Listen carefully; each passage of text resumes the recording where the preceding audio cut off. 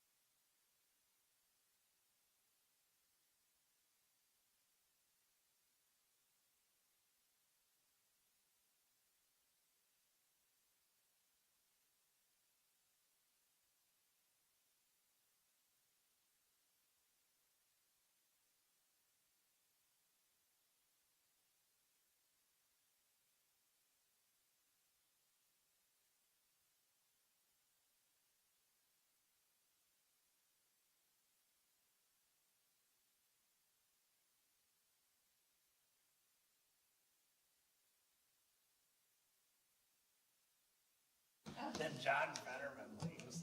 John Scarnett.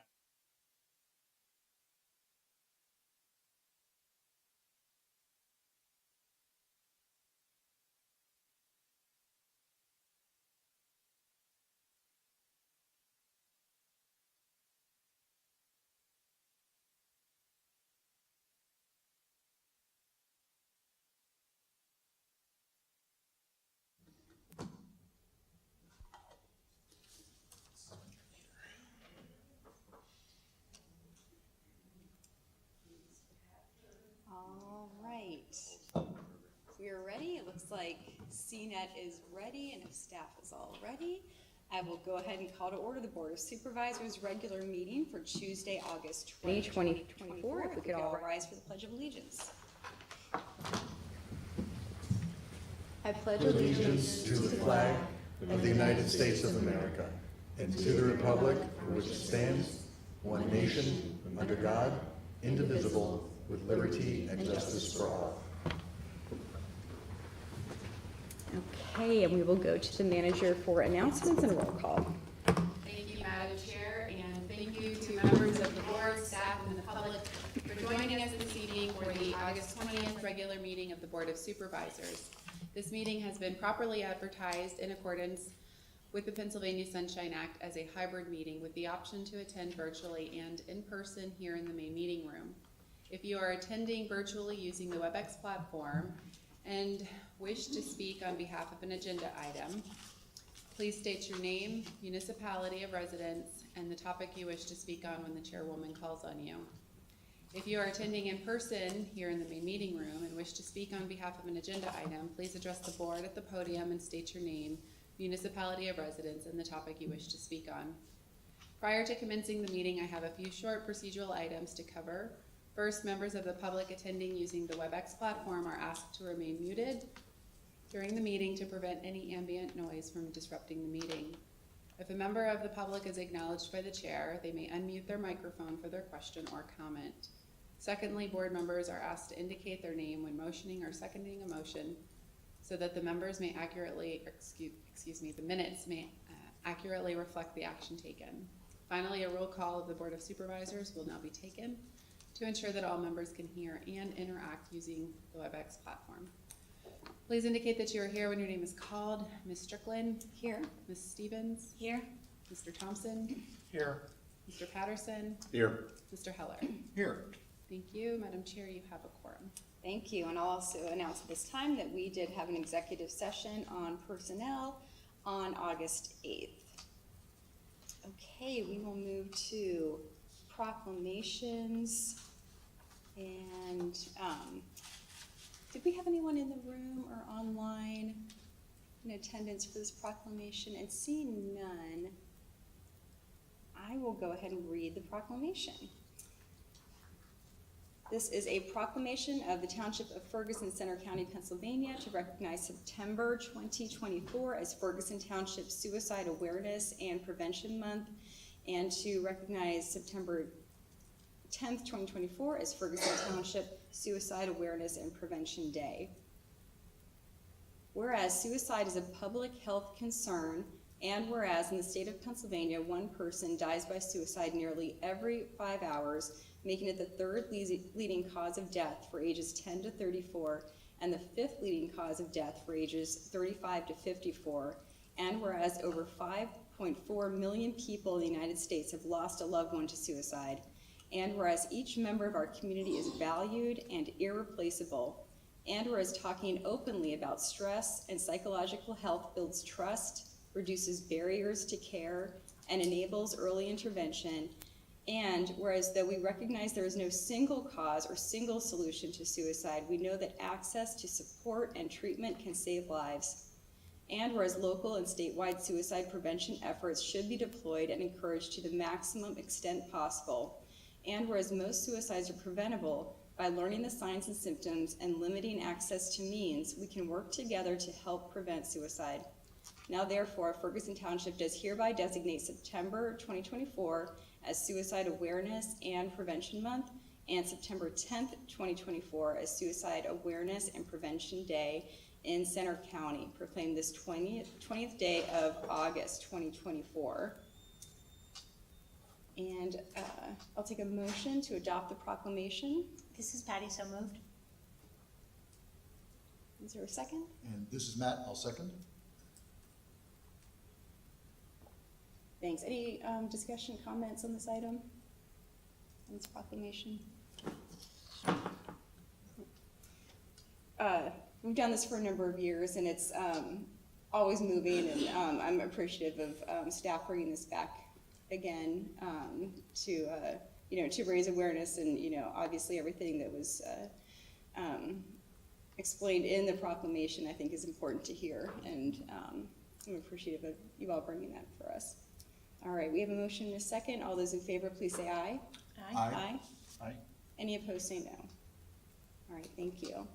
Okay, we will move now to public input. This is for any items not on tonight's agenda. If there is any public input, I'm not seeing any online or in the room. All right, we will move to approval of minutes, and we have one set of minutes from August 6th. Were there any corrections to those? All right, seeing none, would someone like to make a motion to approve the minutes? This is Patty. I move to approve the August 6, 2024 minutes. All right, is there a second? This is Matt, I'll second. Okay, all those in favor, please say aye. Aye. Aye. And any opposed, say no. All right, thank you. Up next, we have authorities, boards, and commissions reports. The State College Borough Water Authority report from Mr. Ford Stryker was included in the agenda, and I understand Mr. Stryker wasn't going to join us this evening, so if there were any comments or questions that we could forward back to him, we could certainly share those back. I didn't have any. Okay, I'm not seeing anyone raising their Just hand. going back to my notes, I thought I had a question for Mr. Stryker in the last meeting. I'll follow up with you Okay. on that. Appreciate that. Okay, thank you. All right, we will move to special reports and acknowledgements. Up first, we have the finance presentation for year-to-date ending July 31st, 2024. This will be presented by Mr. Todd Grady, Finance Director. Thank you, Madam Chair. Get plugged in here.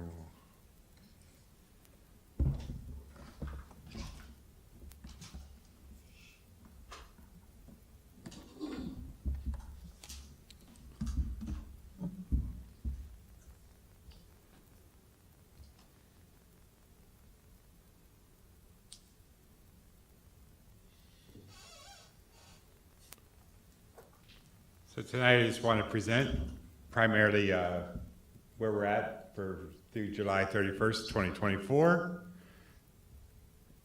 And so we'll start with revenues. Real estate taxes, we collected $1,437,334.83. About 96% of the taxes we collected. There is also they primarily come in, of course, by April 30th because of the discount period, and the 2% discount so far, or that we accepted this year, was $27,540.04 that was allowed.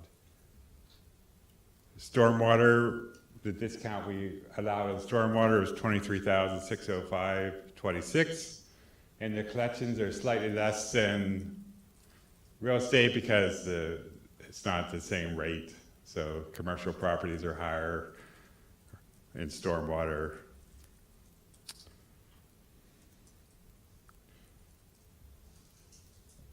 I apologize, I'm going the wrong way.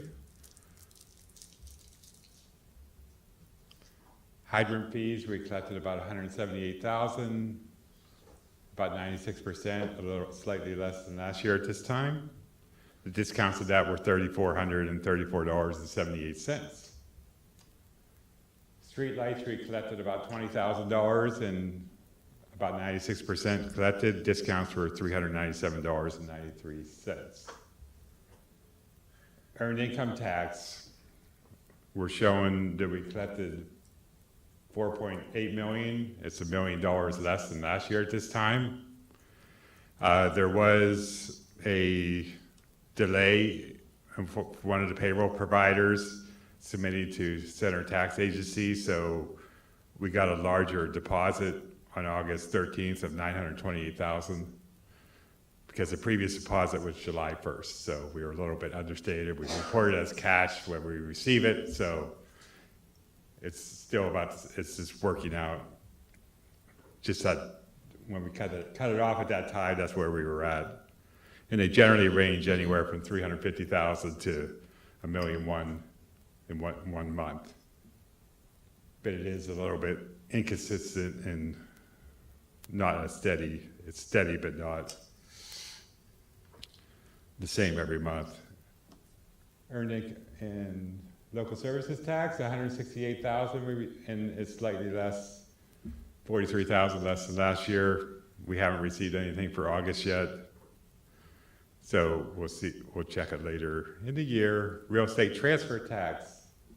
This is where we're up remarkably for July, at $961,000 because July's was $483,000 because there's a big transfer of $24.5 million property.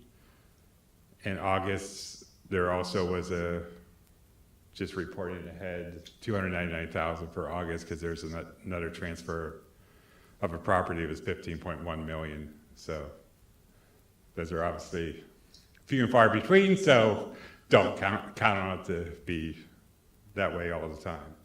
And just a summary of the revenues, we're at 117% of the budget. The total expenses were at 78% of the budget through the end of July, and general fund 89% through the end of July. And that's all I had to report, kind of where we're at for the year. So any questions I can answer? Thanks very much. All right. Questions? Good. Yeah, I think, again, thank you for putting the presentation together. It's an important one, and I guess with the variances that we see where we're still expecting, or we're still in kind of a negative standing, will we be hearing maybe in the next month or two, will we have another report out where we could hopefully see those variances decreasing? I wasn't quite sure of timing of. This is a mid-year report, so we will provide it once a year where it gives that, but at the end of the year, we'll have the fiscal year finalized, and then you'll get a report at the beginning of next year. But we'll have year-to-date in expenditures in the operating budget that'll be drafted. So that'll be presented at the end of October, early November, so it'll capture perhaps most of what you're looking for. Okay, thank you. So at this point, it sounds like we're not expecting any extremes where some of these variances aren't going to level out over the next couple months. Any red flags or concerns? Not that I've seen. It's just the ebb and flow when the cash comes, and Right. you're drawing a line in the sand on July 31st, and so it may come in August 2nd, right? And so then it doesn't count. So that's why I gave some of the August numbers to kind of fill in the gap. Perfect. Thank you. Again, there were just some clarifications. All right. Thanks. Good question. The percent collected, is that kind of industry norm? What's the kind of range? That's where we've been consistently, and they'll explain it in the next report, and we're never going to be able to get 100% because we give a 2% discount. So it's a percentage. The people that, Yeah, I thought you said the 2%, people that took advantage of the 2% were like $27,000, or at least I thought I heard that. right, Right, so we won't hit 100, but we're not at 98 unless everybody took the 2%. So it should be a little less than 99. That would be full everybody, right? potentially, yeah. Copy. So Yeah, I'm just what's the yeah. range of like good, or just trying to understand like what is 96% good? Comparing, going back to multiple years, that's where it's been consistently. On the audit report, it has collections of received taxes Okay. for the past 10 years. Okay. And does that mean we have some serial non-taxpayers? So at the end of the year, go ahead. I'm sorry, we send it back to the county at December 31st. And then we'll receive payments, and they go in delinquent tax that's not reported here. So we get a monthly payment from Center County that has a mixture of whatever taxes they collected, because some people may be on a payment plan, and so they'll pay $100 a month, or I don't know exactly what the number is. So it's a mixture of real estate, hydrant, stormwater, whatever was left over at the end of the year. Copy that. Thank you. All right. Any other questions? All right. All right, Thanks very much. thank you Tom. very much. Okay. Let's see. Next up is the Ferguson Township Strategic Management Plan, Step 1, Financial Condition Assessment, and Step 2, Financial Trend Analysis Report to the Board of Supervisors. This will be presented by John Trant and Lawrence Christian of Strategic Solutions. Okay, and I see Lawrence there online, and I'll hand it over to Thank you, you. Madam Chair. Appreciate it. As I read through these first couple of introductions, our partner, Karen Nicoletti, will present on the screen. Good evening, ladies and gentlemen. Chair Lisa Strickland, Vice Chair Jeremy Thompson, Supervisors Patricia Stevens, Matthew Heller, and Amari Patterson. Tonight, we'll be presenting the first components of the Strategic Management Planning Program, specifically the Financial Condition Assessment and the Financial Trend Analysis for Ferguson Township. We would like to acknowledge dedicated efforts for the Ferguson Township team, whose vital contributions have been instrumental in the development of this first report. A special thanks go to Centrese Martin, James Progar, Todd Grady, Chief John Petrick, David Modrigger, and Molly Shrimp Steele, as well as the entire Ferguson Township staff for the support and collaboration throughout this process. Additionally, I would like to thank the direct liaison with the Department of Community Development, Lisa Burns. We can move to the next slide.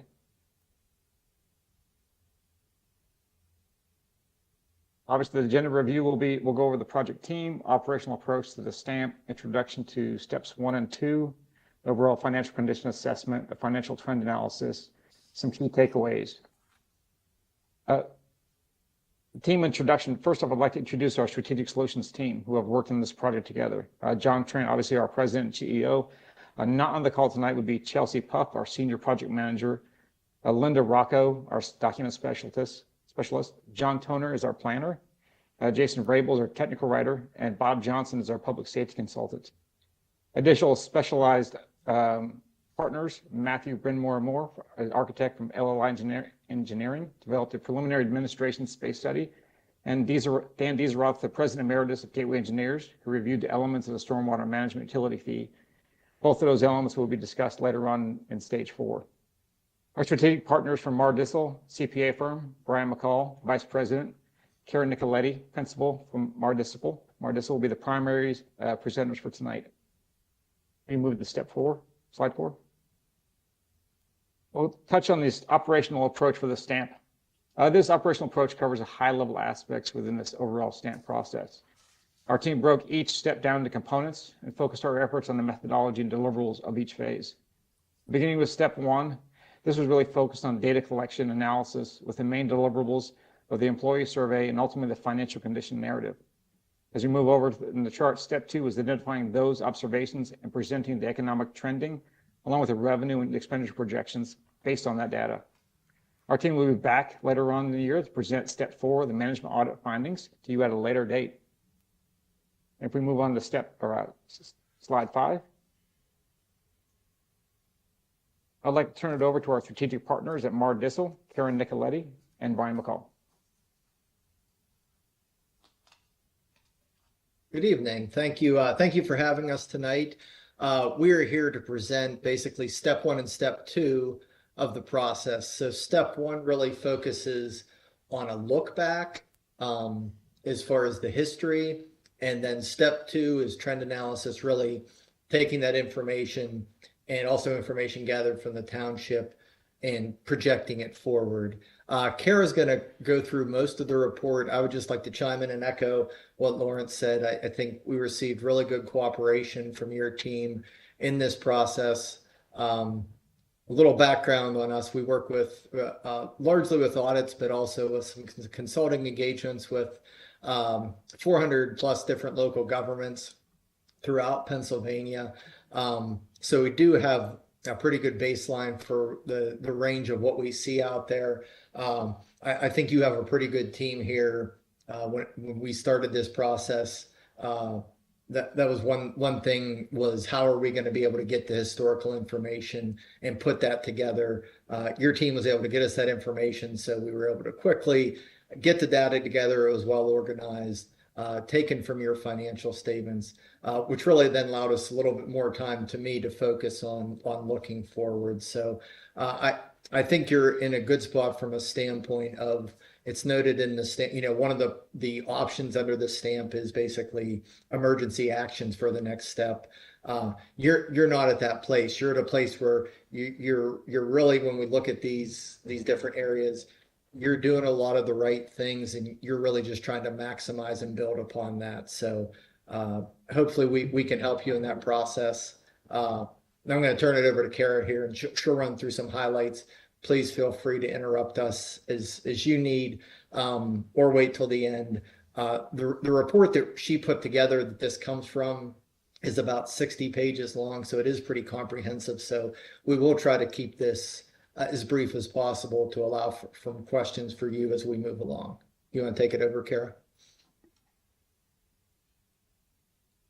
Okay, so first we can start with going over step one that we performed the financial condition assessment. Like Brian said, step one was a 5-year look back at financial information. We worked very closely with the finance department and Todd in particular. He was able to provide us with everything that we needed. And Todd, we really appreciate you making this process as easy as possible for us. But we were able to pull together information from the last 5 years of ACFRs that have been prepared by your independent auditors, last 5 years of DCED reports that have been prepared, the capital improvement plan that's prepared for every year, and also for the years looking forward, and trial balance reports that Todd was able to provide for us. So again, we appreciate you providing all that information for us to easily be able to perform step one. So again, step one is looking back at the past 5 years. What we have on this slide is kind of a summary of the major items that we have pointed out in step one in the financial condition assessment, the major revenues and expenses that have an impact on the general fund's fund balance. We'll also touch on the stormwater fund revenues and expenses as well. I do want to point out, as we worked through step one and step two, we did take a look at all of the funds. We looked at the financial condition assessment for all of the funds of the township, all of the governmental funds of the township. And we looked at trends of all of the funds, but the focus of this presentation is more on the general fund. But we do, and as we talk about the transfers, I'll point it out there. We did look at all of the funds because the activity of those funds could impact the transfers that are coming out of the general fund into those funds to fund them. So this slide just gives you a summary of the major revenues and expenses that we'll go over on the next couple of slides. So I'm not going to go through all of them in detail here. All right, so moving on to the revenues. Earned income tax is the most significant tax source and source of revenue for the township. It comprises of almost 75% of the township's tax revenues. What we saw from looking at the last 5 years of the earned income tax is there is a consistent upward trend that we were able to see. This was mainly due to an increase in resident incomes, not necessarily an increase in the number of filers. Those have remained pretty stable, but what we did see is that the income levels of those residents and the residents moving into the higher income levels have increased. So you can see on this table the trend with the earned income tax over the last 5 years with a slight increase. The real estate transfer tax is the second largest tax source of the township. What we saw from looking at the last 5 years of financial information is that this tax remained very consistent over the last 5 years. This can fluctuate, and as Todd pointed out in his presentation just minutes ago, this can fluctuate based off of large real estate sales that take place during the year. But what we did see is that it was pretty consistent over the last 5 years. The third largest revenue source for the township is real estate tax. What we were able to see from looking at the trends over the last 5 years for the real estate tax is there was slight growth in the real estate tax revenues that were received. However, that growth in real estate taxes has not been keeping up with inflation. What we also noted through our discussions with the township and our understanding of the future activities of the township is that there aren't many plans for future developments or future tax rate increases at this point related to the real estate tax, and I'll point this out in a later slide, this could limit revenue growth in the future over the next couple of years if there are no changes with the real estate taxes. And the last of the revenue sources that I wanted to point out related to the general fund is intergovernmental revenue. This can vary from year to year based on the grants that the township receives. But I did want to point it out because these intergovernmental revenues, if a large amount of grants are received or if not many grants are received, it could have a big impact on the bottom line of the township for the year and the fund balance. And on a later slide, we do have a summary of all the revenues, expenses, change in fund balance, and ending fund balance for the general fund. And there you can see how the intergovernmental revenue can really impact the fund balance, because in 2022, the American Rescue Plan Act funding was included in the revenues for the township for that year. So you can see that there's a large increase in the fund balance, but I'm jumping ahead of myself, and I'll show you that when we get to that slide. So next, moving on to the expenses. Again, we're only going over the significant expenses that we saw would have a major impact on the fund balance of the township. The largest of the expenses that we wanted to point out is personnel costs. And we point this out in the report, and we understand the township's understanding of the need to pay employees a fair wage rate, to keep employees, to motivate employees. And we can see that through looking at the personnel expenses over the years, and we understand the importance of that. What we did see is an increase in personnel expenses over the years. This can be related to two different things, either increases in the employee counts or increases in the wage rates.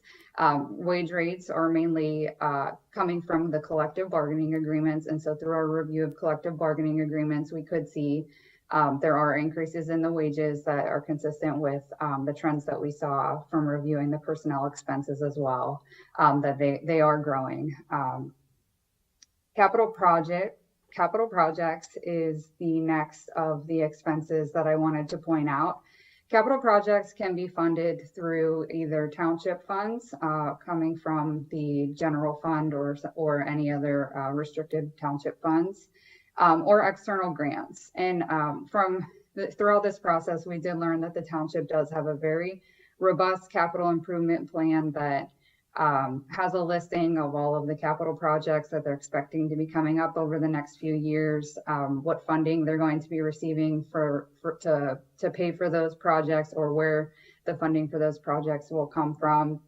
But what we did see from review of this capital improvement plan is there are a lot of capital projects that are coming up that don't necessarily have funding lined up for those projects coming up in the near future.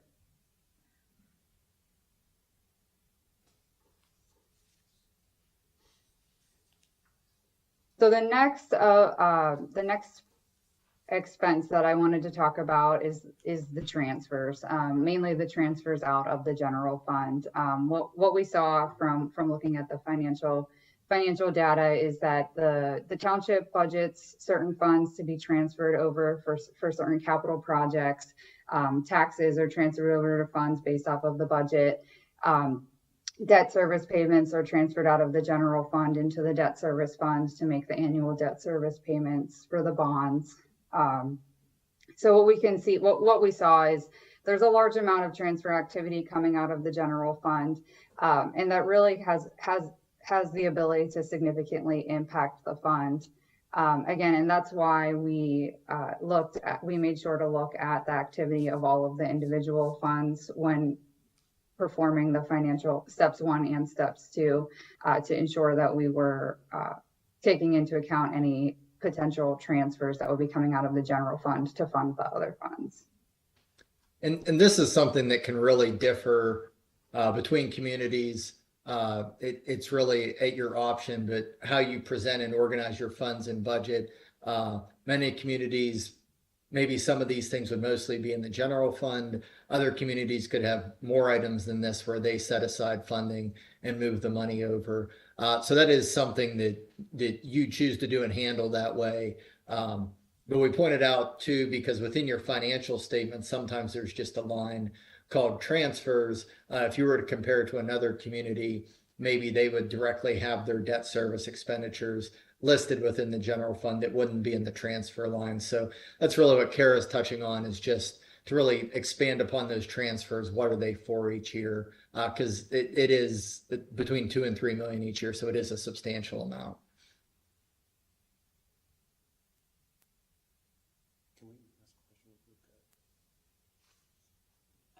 Would you prefer questions during the presentation, or would you prefer them at the end? How is that best organized for your planned presentation? We can take them now. Okay, yeah, why don't you go ahead? Awesome. Just a really quick one on what you were touching on. It like, is there a right way? Is there a right versus wrong, or you're just kind of playing out and kind of just making sure it's out there in the ether for folks to absorb? Help me understand that. There's not a right or a wrong as long as it's being managed appropriately. So it's as long as you know you are budgeting for this each year and it's clear in your budget, I believe. So it's clear internally to you whenever I think you look at this, you know that that's where that money's going. It makes it a little bit maybe harder to follow to see, well, if the money's going to capital, we have to go over to the capital fund and see where it's going. But from an accounting standpoint, you might want it to be that way. And there's reasons to do it that way even and set up the funds like that. Usually whenever we have comments, it's more if you had 40 of these funds versus 15 or 20 of these funds, we might say 40 seems like a lot. Or if you had everything in the general fund, we would say, hey, shouldn't you set aside a capital improvement fund? If you're spending all this money on transit and you've set aside certain funds for that, which is how the transit works, you want to track it that way. So you do want it set up that way. I think in looking at how you have yours set up, there is a purpose for those. That was one of the things in coming in here was, do they have too many funds, not enough funds? I think we ended up being, from our standpoint, what we see and how you manage them there. We don't have any issue with that on our side or any recommendation. It's just something to be aware of if you were to compare to somewhere else. It's part of what makes comparing local governments a little bit tough, even though each year every government has to file the same type of reports with the DCD or do complete your financial statements. The comparability sometimes is challenging, but like I said, I think how you do things internally in budget, it makes it pretty clear. Excellent. Thank you. I think we have one more question. Yeah, if I may, this is going back a little bit, talking about the capital improvement plan, and maybe we'll get to this later in the presentation. But thinking of that, I'm just curious about the process for saying, the capital improvement plan is going to cost too much, going to be right on target, etc. Could you give us a sense as to the process that was used and what years in the capital improvement plan you're looking at? Is it the entire plan over several years, or is it just next year's plan? And if we could understand when this was done, it might help us as well, because in June, we went through and we cut a bunch of stuff. So I'm curious if this analysis was done prior to that change or how that's factored in. So maybe if we could talk about the process in the capital improvement area, that would be a benefit for me. Kara, do you think that ties in with the later section directly?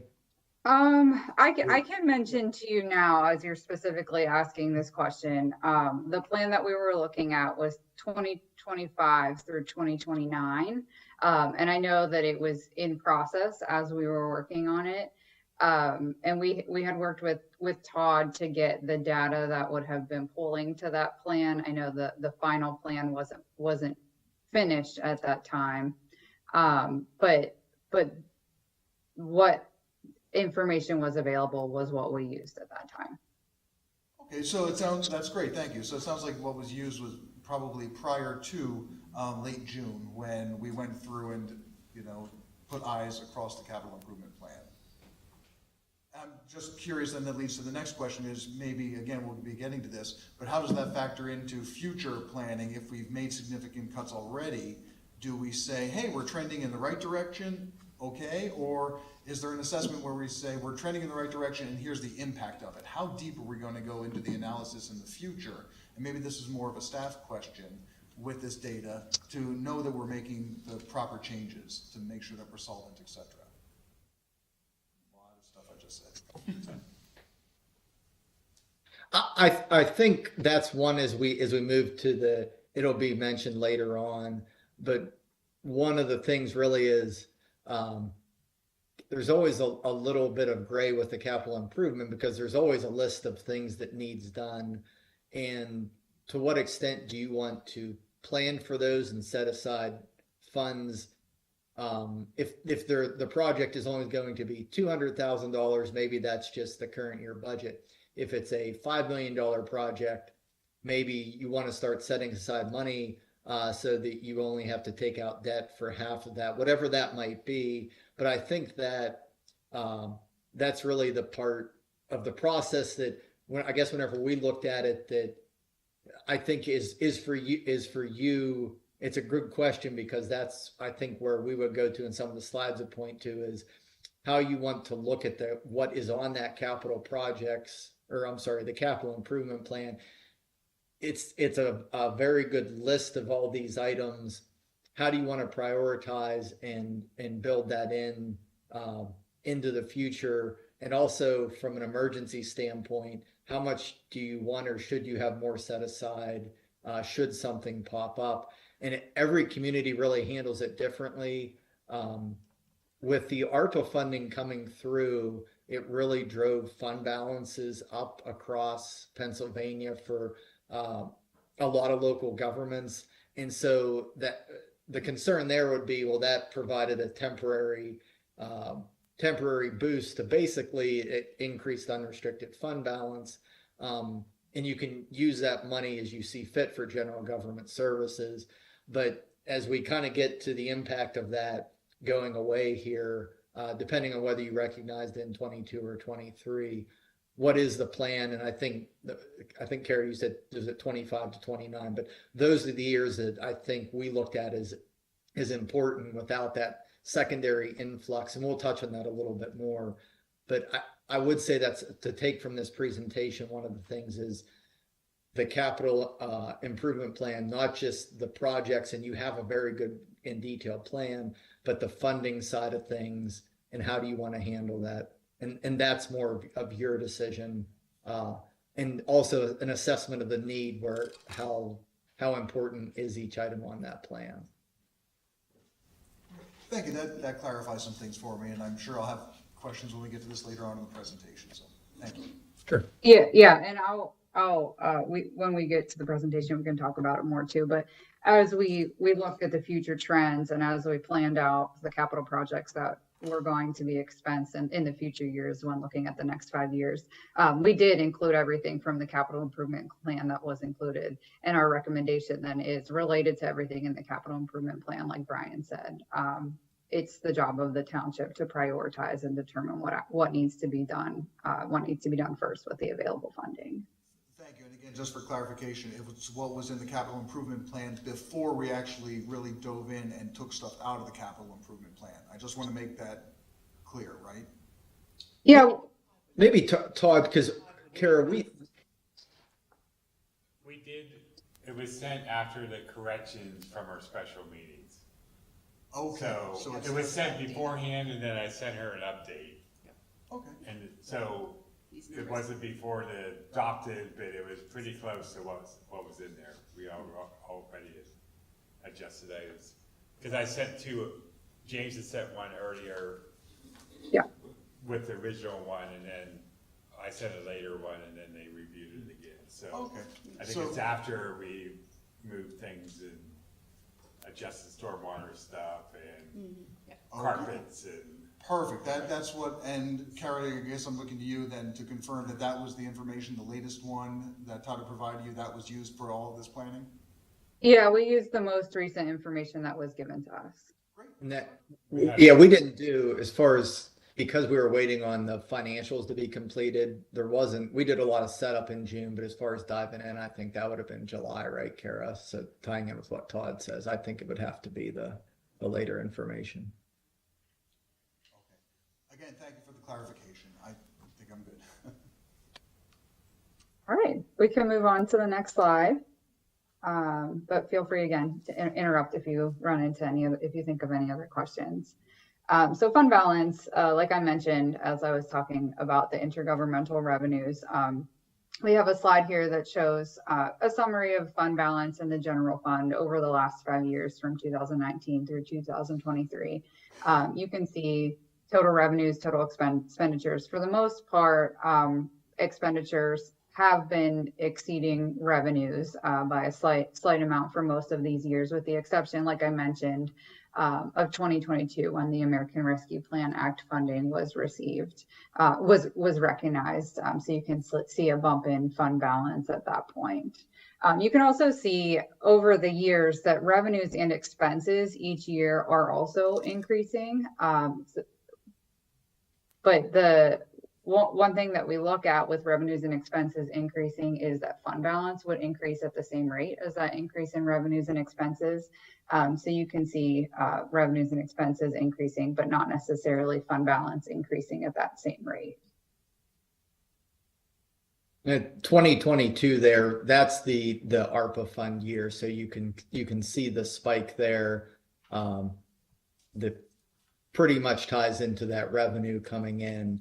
And so that's where, just with the timing of where we are, it puts you immediately into you're already managing finances and monitoring, and you get that in, it really puts you in a good place. Just the concern then is with that, those funds being used, with inflation being what it is, keeping up with everything really.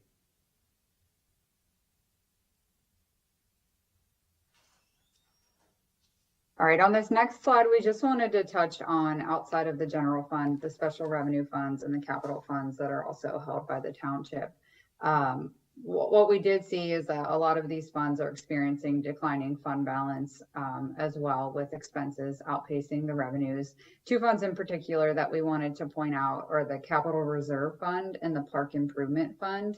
The Capital Reserve Fund, what we saw when looking at this fund, the way that this fund is treated is it's almost more of like a reimbursement from the general fund. Whenever capital expenses are incurred, the general fund will then transfer money over to that fund to pay for those capital expenses. It's not necessarily being used as your standard capital reserve fund, where funds are budgeted to be transferred to be held in reserves for future capital projects that would take place. So you can see on this slide, we did include a chart at the bottom that shows the blue lines are the expenses of the capital improvement or the capital reserve fund. The orange line is transfers from the general fund. And you can see that for the most part, over the past 5 years, the general fund is basically just transferring the same amount over to the capital reserve fund to cover the capital expenses that are being incurred in the capital reserve fund.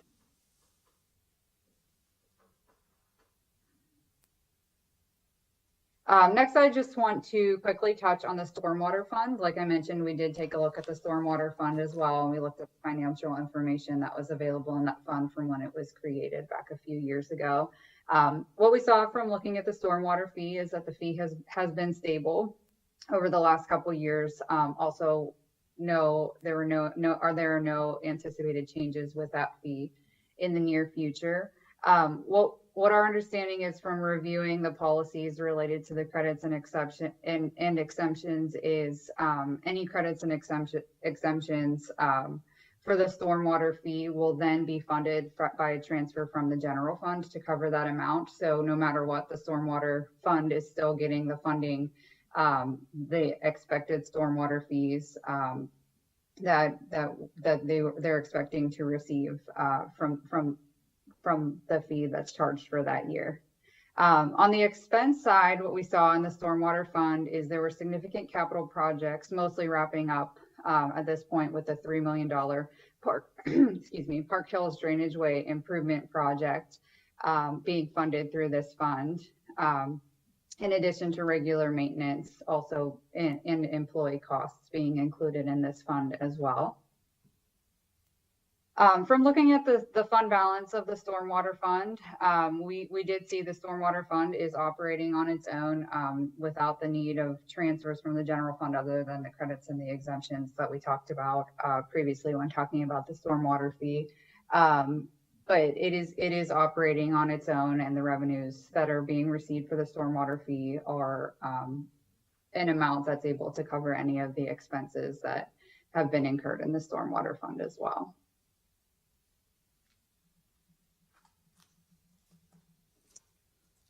So next we can move on from step 1 to step 2. Step 2 is the financial trend analysis. Like we mentioned at the beginning of the presentation, step 1 is looking back 5 years, financial trend analysis. Step 2 is looking forward over the next 5 years of where we see the financial information of the township going. The major revenues and expenses that I wanted to talk about in the financial trend analysis are the same revenues and expenses that we talked about in step one, the financial condition assessment. They're summarized on this slide, but again, we'll go through them on the next couple slides, so I won't go through them in detail here. We can talk about after going through the revenues and expenses, we can talk about where we're seeing the general fund balance going over the next 5 years. We also have a slide that touches on long-term liabilities that we can go over, and then any opportunities that we saw as we were going through these trends. We included some information about that at the end. So first, we can go over the revenues. Like I mentioned before, earned income tax is the largest tax revenue of the township. It's expected to continue on an upward trend of approximately 2% annually, and that's kind of what we saw from looking at the trends from the previous 5 years. The 2% trend is increasing. However, we wanted to point out that this isn't outpacing inflation, but it is still a slight increase. The real estate transfer tax is expected to remain pretty consistent over the next 5 years, which is consistent with the trend that we saw in the last 5 years. The real estate tax, if it is left unchanged, is projected to grow by approximately 1% annually. Again, this is consistent with the historical trends that we saw from looking at the past 5 years. We're not expecting any significant developments or any plans at this point included in these numbers for the increase in the tax rate, which would make the projected real estate tax really only increase by around 1% each year. The stormwater fee is expected as well to remain pretty stable with no anticipated changes or increases in the fees or the rate that's charged, with transfers from the general fund expected to continue to fund the credits and the exemptions. On the expenditure side, personnel expenses the projections for the personnel expenses were projected to increase in line with the collective bargaining agreements that we reviewed and were in place at this point. And again, in our understanding of the township's need to pay employees a fair rate that will keep them and will motivate them. For the capital projects, like we talked about, the township's capital improvement plan was used for the expenditures related to capital projects for whatever year those projects were anticipated to take place, whatever fund they were anticipated to take place, and if any additional funding from an outside source was expected to be coming in for those capital projects. We took that into account when planning out the next 5 years and the forecast for the next 5 years. For the transfers, like I mentioned before, the township budgets transfers from out of the general fund to pay for debt payments. There are certain tax revenues that get transferred out of the general fund. So those are all expected to stay consistent with where they have been in the past, with any tax revenue transfers being adjusted for our anticipated changes in the tax revenues related to the increases in earned income tax and real estate taxes. In addition, we also considered the township's need to transfer certain funds out of the general fund to cover certain capital projects that would be taking place in other funds when looking at the transfers out over the next 5 years. So as you can see here on this slide, and within the report that you all have, there are more detailed numbers and fund balances for all of the funds. But this is kind of a snapshot of where the fund balance for all of the funds is expected to be from 2024 through 2028. As you can see, if nothing would change at this point, the general fund balance by 2027 would be fully depleted. So there is a need for a review of the expenses or the revenue sources in order for this to not take place by 2027. And really, Kara, that's where the capital projects come in, right? They're driving that if you take all those projects into account, that's really what's getting you there. So, once again, you can control, obviously, and like you just mentioned, you go through the capital projects and the plan and say what's the greatest need and how do we adjust for that. But without being in the detail, whenever I saw this and Kara had put it together, it still means something that there's that many things on the list that if you said let's try and do most of these over that time frame, this is where we would get to. And I think kind of touching on the ARPA money received, but we're in this period of where there was inflation. Are we out of it? You know, it's kind of a unique time. I guess probably if someone 10 years ago said the same thing about it, and said it was unique then too. But you know, is the real estate market loosening up? Maybe it is with, you know, the transfer tax and that sale that brought that in. I feel like we're in a period of flux with a lot of the real estate, and you know, with wages and everything. So that's where, as I keep looking at everything, I kept coming back to, well, in our firm, when we're looking at costs and inflation, we're kind of saying 4 or 5% at this point after it spiked for us, and what we were doing 10-15%. So that's what ARPA funding helps bridge that gap for maybe the 10 to 15%, but ongoing, if inflation got you to the new normal is 3%, not 1 or 2, and you have to fund these capital projects, that's where you have to weigh, are we setting enough aside right now if we're going to run into a problem in 2028? I think the graph shows the extreme of that. You would take steps before it would get to that point, but to me it illustrated at least that from the capital improvement plan, the potential impact of all those projects that are on the list. I think we have one question. Yeah, if I may, I know that these things can change, but this is still a current state snapshot of where we are going with the decisions that have been made thus far, bottom line. So I think it's an important one that I know I'll be paying special attention to, just recognizing that, yes, things can change and that it's incumbent upon, I know myself, to make those things change so that we don't get into this issue when we look at 2027 and everything. So again, I'm looking at this as a snapshot, current state, hoping and leaning into the changes that have to occur between now and then. So Brian, I appreciate it, but I don't know what the future is going to hold, except this current state does help me see some of the issues that we're going to be presented with. So thank you. Sure.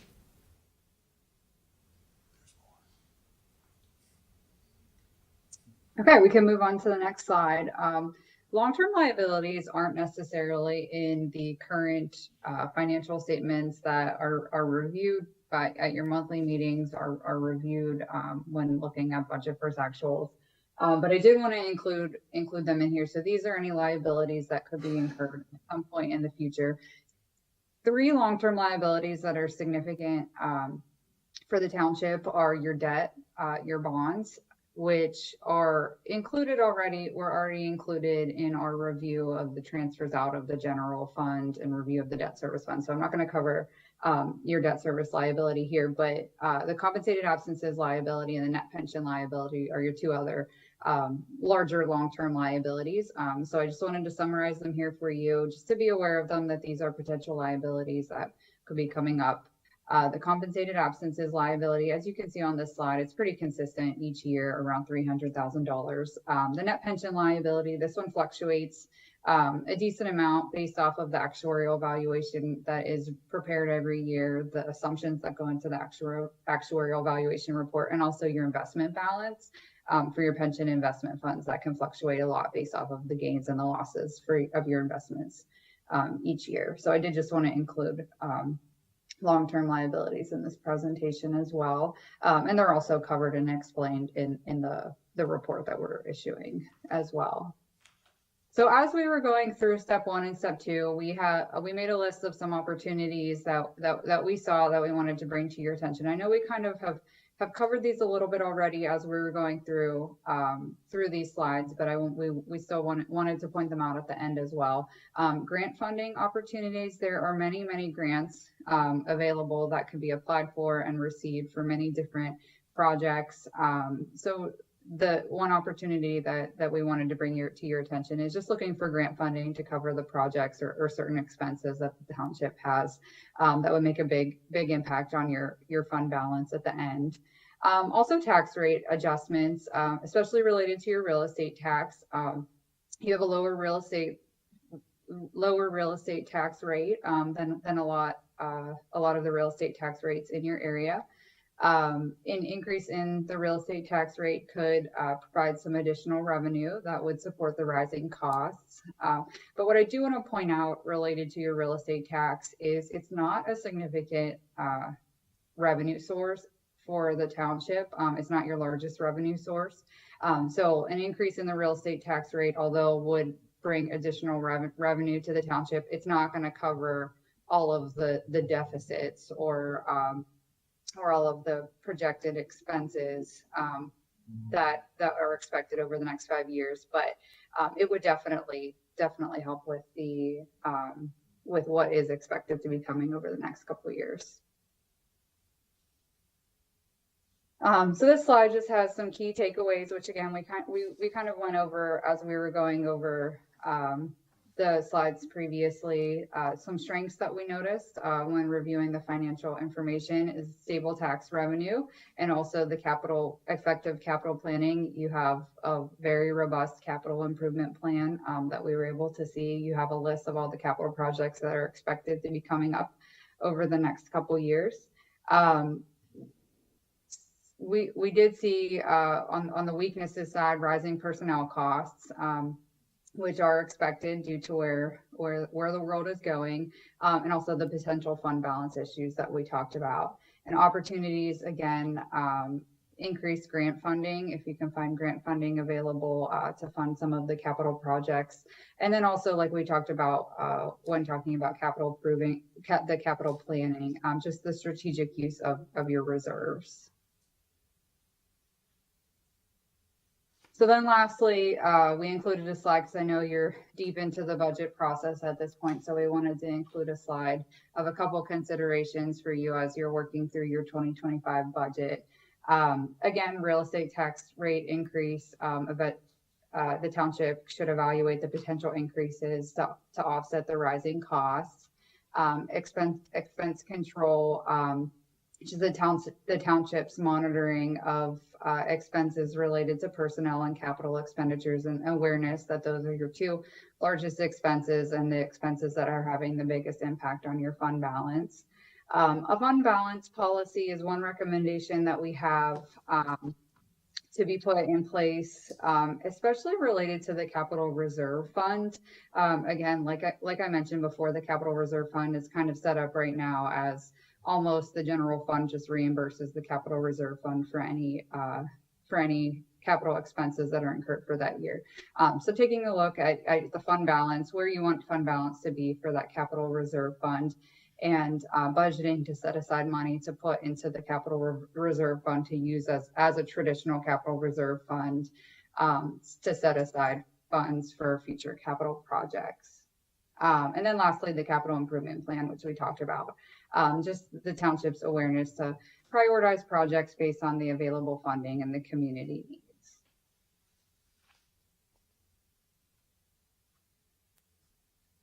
That brings us to the end of the presentation. Are there any other questions?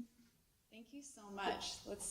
I'm sure, I will guarantee that there are a few questions, but we did have a couple during the presentation, so maybe not too many at this point. I know it's, as you said, you're only on steps 1 and 2, so we'll continue to get more information as you move through the program. So anything else from this side of the table?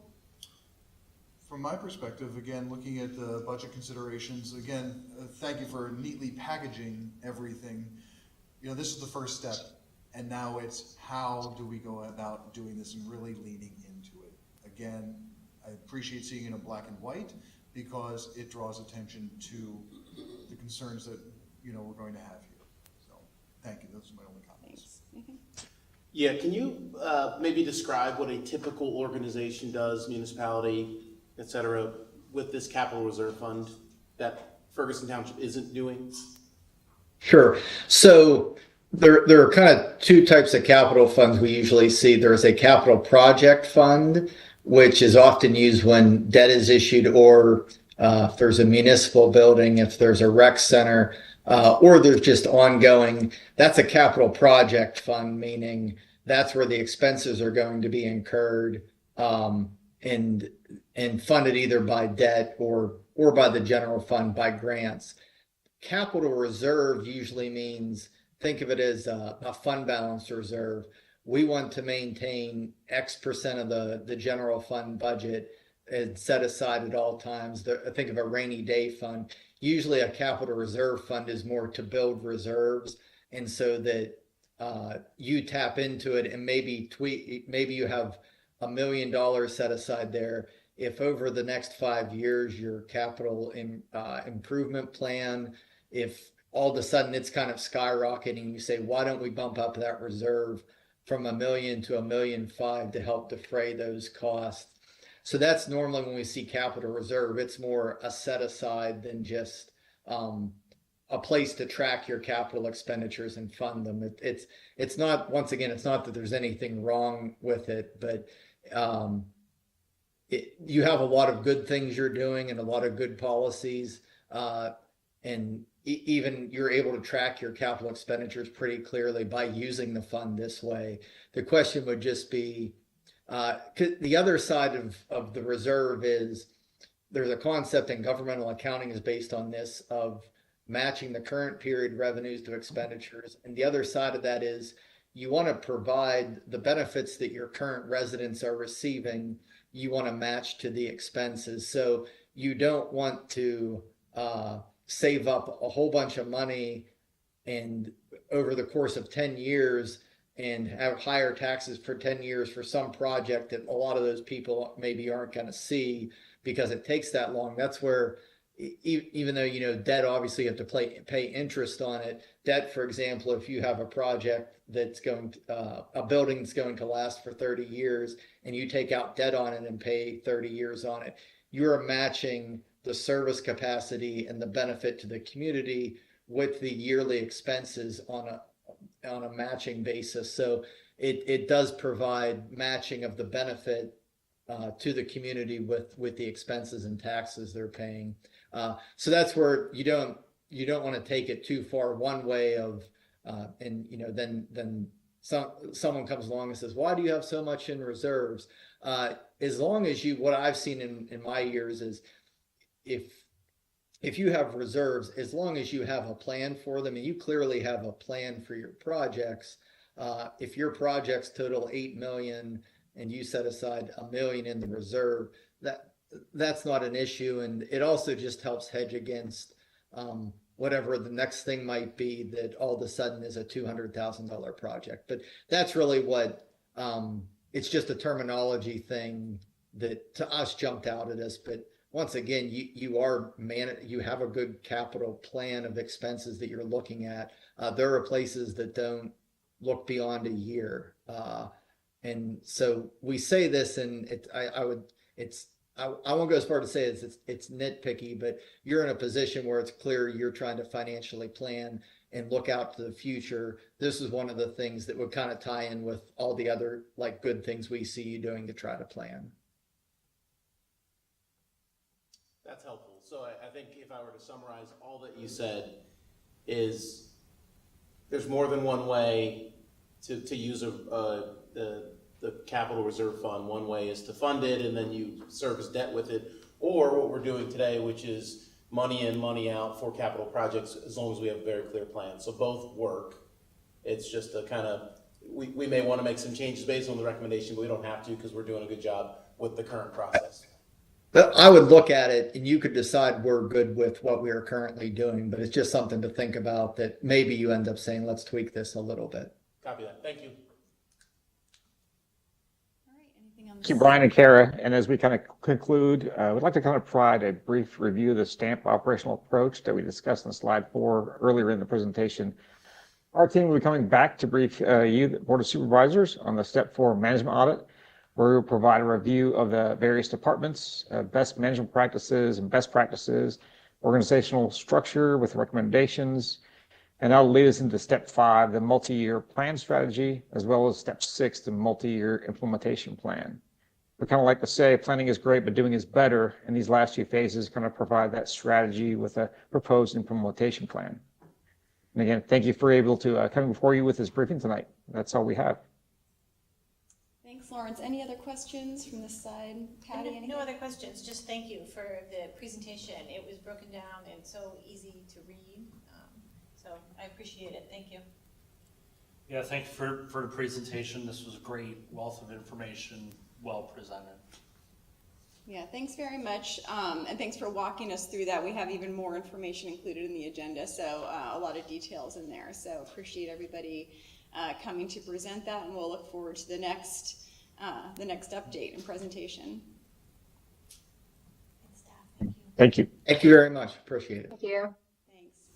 Yep, and thanks to staff for helping with all of that. The support of this, yeah. Yeah, we're good to work with too, so. Great. Okay, we will move to our next presentation, which is a presentation on Chapter 27, Zoning Ordinance Section 27-716, Workforce Housing. This will be presented by Mr. James Progar, Assistant Township Manager. Mine was on the left.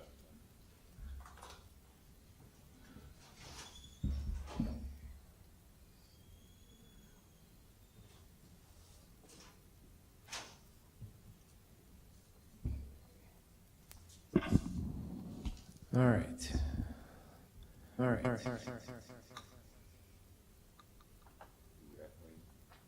That just feedback.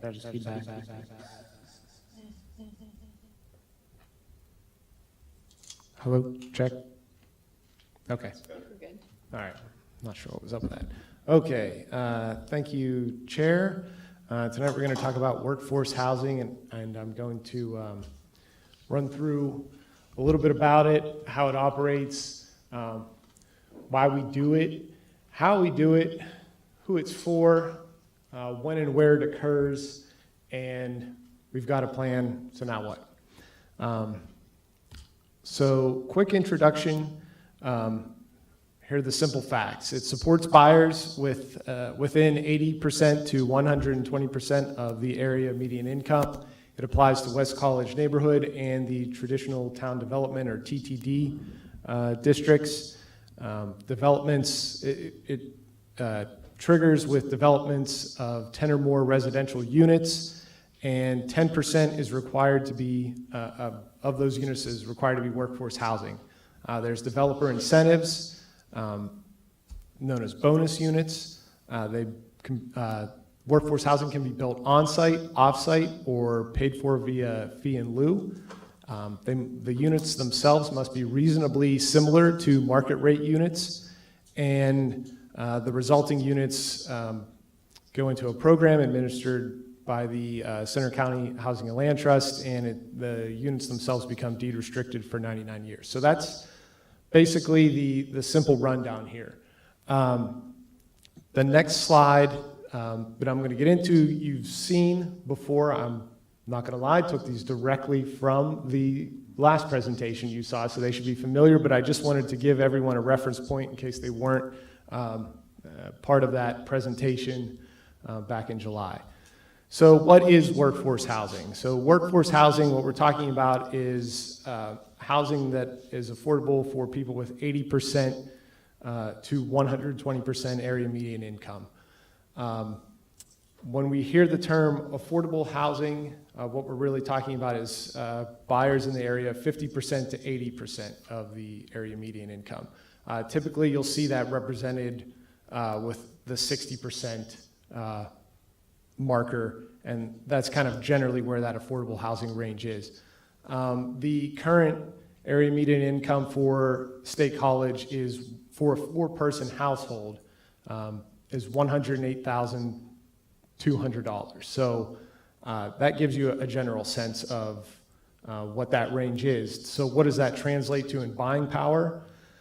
The big yellow splash number is about $330,000. That's the average Center County housing sale price, home sale price. And we'll work from the bottom up on this graph. So above that, we look at 4-person household. 80% to 120% AMI is going to be about $87,000 to $130,000 for a 4-person household. And when we say 4-person household, we're really talking, 2 working adults and 2 dependents. That salary or that income for a household is going to translate to a home sale price of $325,000 to about $488,000. Above that, you'll see a 1-person household. That's kind of an emerging trend nationally, is the single-person household. In that same 80 to 120 AMI range, you're looking at an income of $60,000 to about $90,000. Those home prices would be $227,000 to about $342,000. Again, to the left of the chart is where you see what it would be if you hit that 60% affordable housing mark, but that just gives you a general sense of the range and kind of a reference point for the type of housing that we're talking about. So why do we have this ordinance in the first place? And I'm not going to get into the weeds. I'm not a legal expert, but I do want to point out the nexus in the 2 pillars here. So one is the fair share housing.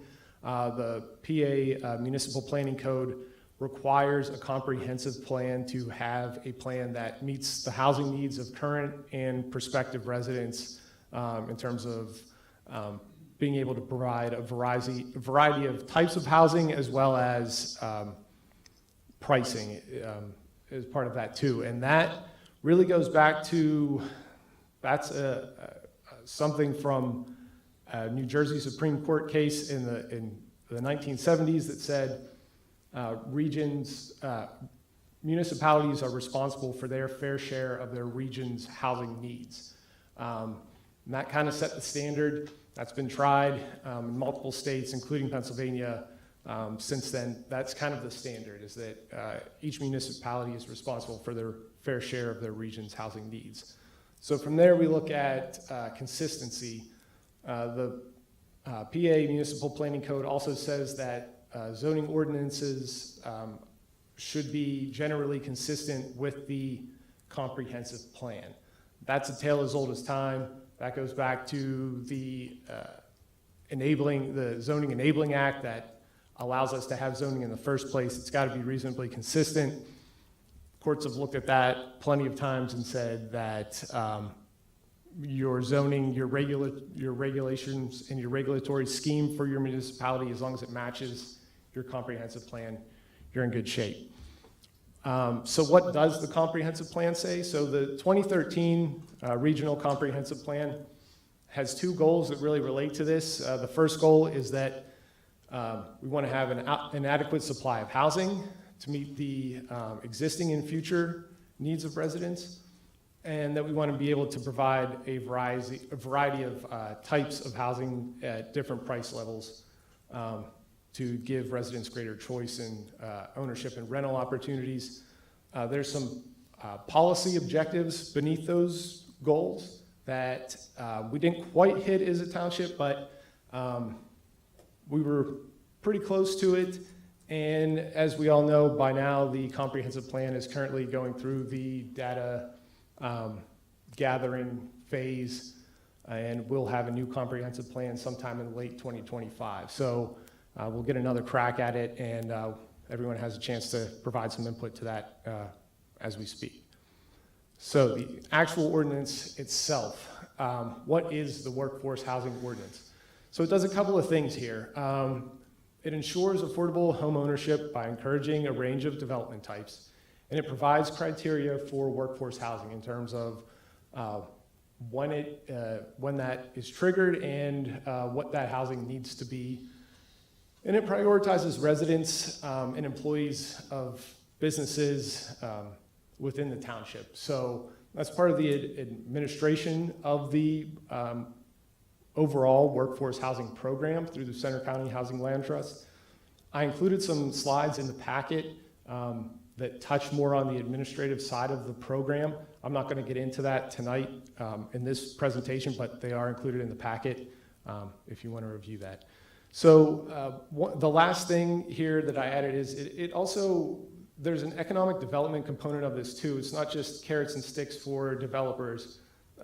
There's an economic development factor here too, where one of the things, you know, when you look at economic development is the quickest path is growing the businesses that are currently existing. And one of the ways to do that is to provide housing for current and prospective employees, as well as a workforce for prospective businesses as well. So that's another tenet of this ordinance.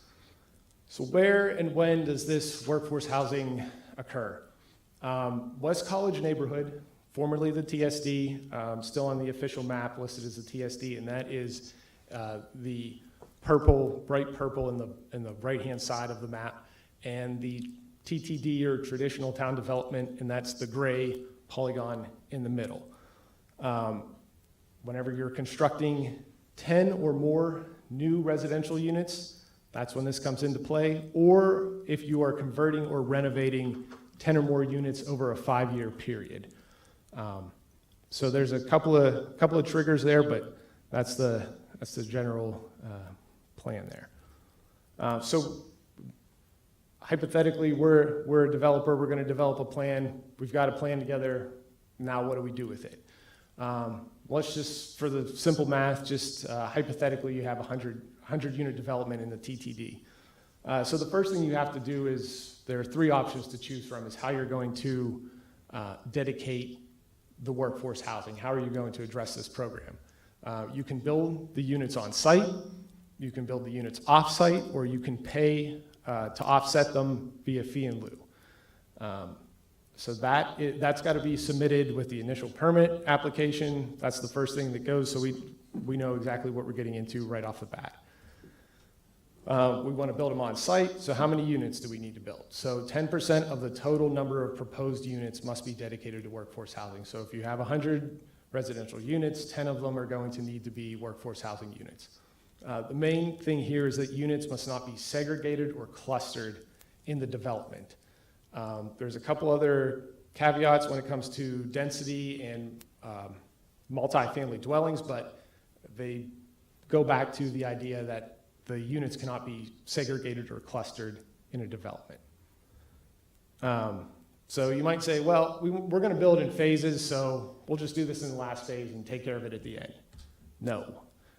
Workforce housing units must be provided in all phases.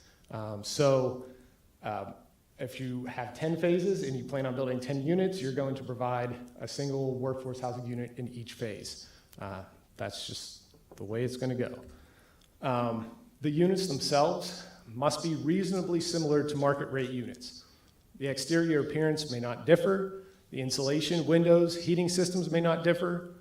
The bedroom mix must be the same ratio, meaning if 50% of your units are going to be 3-bedroom and 25% are 2 and 25% are 1, then that's going to be the exact same ratio for your workforce units. Appliances need to have the same Energy Star rating. But the workforce units may be 10% smaller, and the interior amenities themselves may differ. So what's in it for developers? So you get one bonus market rate unit for each newly built on-site workforce housing unit. This is where it gets a little bit confusing, but typically, if you have 100 units and 10 of them are going to be workforce units, you get an extra 10 market rate units, so you're going to have 110 units. Typically, a developer is going to submit this all at once, all 110, but for the sake of the description, we started with 100, we have 10 workforce units, and those 10 workforce units are getting us an extra 10 market rate units. If it's a multifamily dwelling, you get one bonus story over the max height of the underlying zoning district. So you're talking about approximately 10 to 12 feet. And the bonus story, it can't all be workforce housing, you're still following the non-segregated, non-clustered units. We want to build off-site. So how do we do this? Maybe it's just not feasible to build everything on this one site. It's just not all going to fit because of the site itself. This is where sending sites and receiving sites come into play. Sending sites are the sites for which the workforce units are required to be built. The receiving site is a development in which the workforce housing units will be constructed. They must be separate sites. The receiving site must be within the regional growth boundary. The sending site receives all the bonus units, and it also receives all the violations and penalties if the receiving site does not construct or fails to deliver the workforce units properly. Okay, we'll just make a separate site and put all the workforce housing over there. No. The receiving site cannot be 100% workforce housing. So it's going to be a mix. The plans have to be approved concurrently. Again, you can't segregate or cluster the workforce housing. Can we just pay a fee instead of building the units? Yes, that's fee in lieu. 40% of units for sale can be offset by paying a fee in lieu. 100% of units for rent can be offset via fee in lieu. So that's how that program would work. So how much are we talking about? A single family unit is $152,000 and a multifamily dwelling unit is $103,000. So if you have, again, 100 total units, you have 10 workforce units and you're going to offset this, you're going to rent them and you're going to offset this with fee in lieu, you're going to pay the township $1 million, just about $1 million. The fee itself is set by the supervisors annually as part of the schedule of fees. That's the number itself is based on a recommendation from Center County Housing and Land Trust. Does a developer have to pay it all up front? No. You can pay phase by phase. However, it is based on the fee at the time of permitting. So if you have multiple phases and the fee is X amount of dollars during the first phase and it increases on 5 years later, when you go to build the next phase, you're paying the higher rate, not the rate at the initial plan submission. So what is the fee used for? The township is required to keep the fee in a separate fund, and it must be used to advance workforce housing opportunities within Ferguson Township. And that's workforce housing ordinance in a nutshell. Try to answer any questions. So. Thank you so much. As James mentioned, we had received a presentation on the regional and county programs and efforts and what some of those programs looked like, and so we wanted to get an informational presentation on the township workforce housing ordinance that's currently in place. So thanks so much. That was great, and we can start over here on this end if there's any questions. No questions. Again, just thank you. It was a great presentation and really broke it down nicely. Easy to understand. Thank you. Nothing, Matt, anything? Just a question. The deck that I have might have different slides in it. Did I miss something? Yeah, so at the end there's, I have them here. I have 4 additional slides that include the administration of the program itself and how it works for buyers. Once the units are built,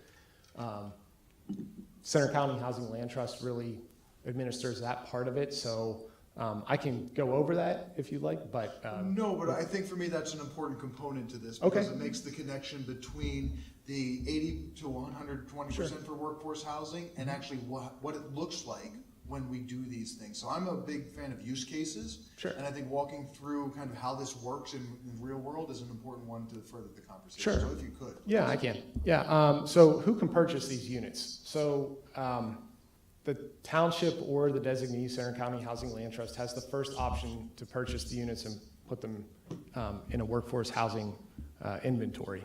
The next priority is given to Center County residents and individuals employed by Center County businesses. That must be a primary home for a buyer with an income of 80% to 120% of the area median income. Monthly all-in costs, they can't exceed 30% of gross monthly income. So what if the units don't sell? What happens here? The workforce housing development agreement, the marketing period is 1 year, that the unit must be marketed as workforce housing. After that, it goes back to the township for the first option to purchase.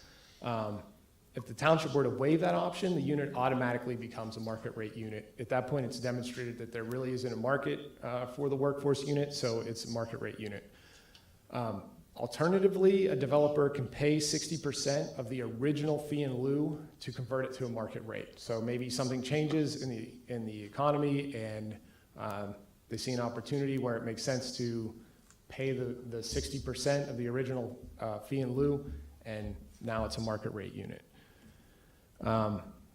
What happens once that unit is sold to a qualified buyer? The workforce status is recorded in the deed. Center County Housing Land Trust acts as the program administrator. They monitor the resale. They set all the agreements in place. They handle everything so that it remains proper workforce housing and all the qualifications are met. A unit owner can sell to a non-qualifying buyer by paying 60% of the current fee in lieu. So again, something happens and housing prices just jump up and somebody who says, well, I'd like to cash in here, then you pay, but you can't get out of the program. What about rental units? So this is an interesting concept, income rising in place. Once the tenant, if the tenant were to enter into a rental unit agreement within the 80 to 120% AMI, all of a sudden they get a promotion and now they're outside of that 120% range. They're given 240 days notice. They have an opportunity to revise their lease agreement to pay market rate rent. Effectively, they get to stay in that unit, but they will now pay market rate rent.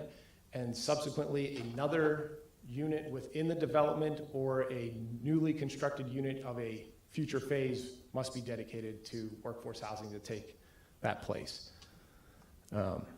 That's really how the program, that's really the total program. And thank you for that, because walking through is an important one. So maybe this is something for a future conversation, is to have specific use cases.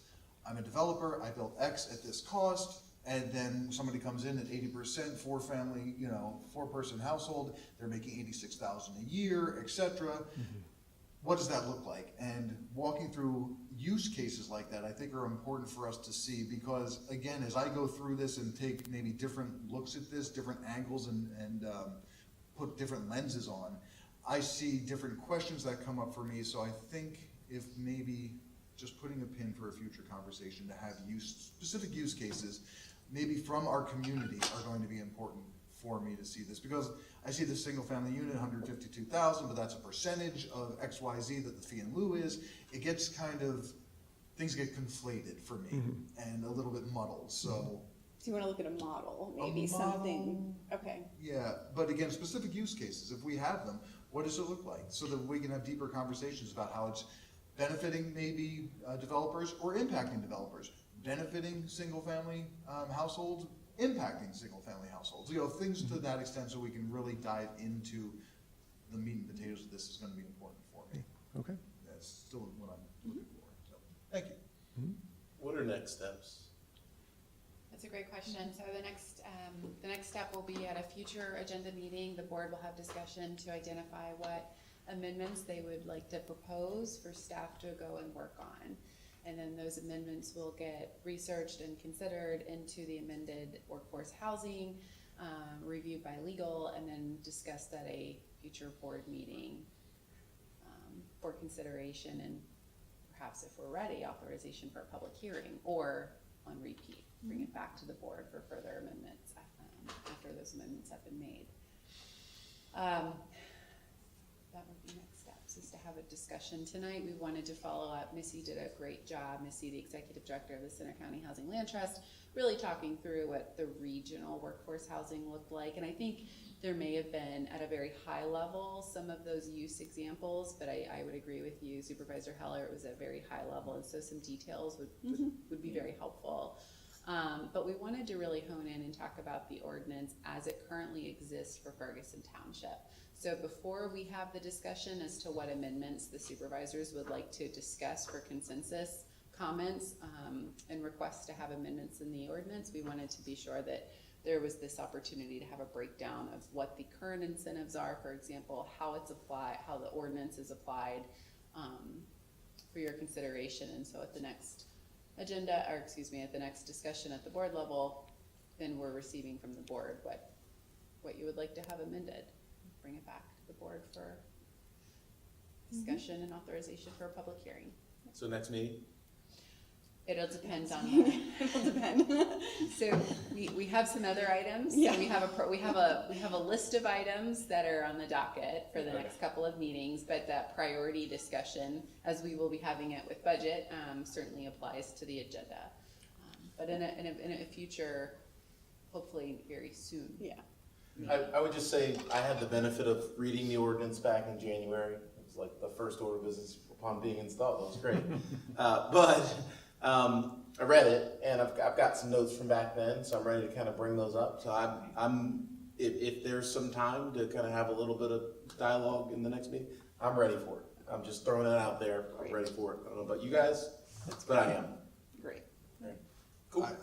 I will echo that, ready with my comments as well, and I will say foundationally, one thing that I do struggle with, and I don't know if anybody else struggles with this, when I see the 80% for a 4-person household that's making $86,000 a year, and that they should be in a $325,000 house, I go, I don't know a lot of families making that are looking at a $325,000 house. The numbers foundationally, I struggle with this. I think they're looking for a $200,000 house, somewhere potentially outside of the region, sadly. So the foundational numbers that we should be shooting for here don't jive with me yet, and I'm not making that connection, and I'm struggling with that. I can help you with that. There are, let's just say like counselors that they're getting data from various organizations on like what size house somebody, so this is like, somebody tossed out a 25% of, 4 times your income, you can afford a house. Right. I don't agree with that either. I think people are gonna afford what they can, and I have some fundamentals to that as well. Thank you for that, and that's exactly, and that's what we've heard in the previous presentations, that the AMI is calculated outside of the region and everything, and it's just the numbers that we use, but I don't think they translate to the actuals, and that's, again, one of my concerns. Thank you. Yeah. Any other? Yeah. I would say myself included in the planning commission at the time when we looked at the current version that's on the books, we didn't like those percentages that are there now, and we recommended to the board of supervisors at that time not to approve that ordinance. And this is what we got. Thank you. So I too am eager to get this moving. Excellent. All right. All right, thank you. Thanks very much. Thanks, James. Thank you. All right, we will move to COG and regional committee reports. Up first, the Human Resources Committee. If nobody has any questions on the COG employee handbook, or maybe I'm gonna say, I just defer my report to the executive committee report. Okay, yeah, thank you. So any questions other than the handbook I can take? Yeah, no, I think we all received a link to review that, and we were able to submit any comments that we had, so I don't have any questions if anybody else does. Okay, we'll move to Finance Committee report from Matt.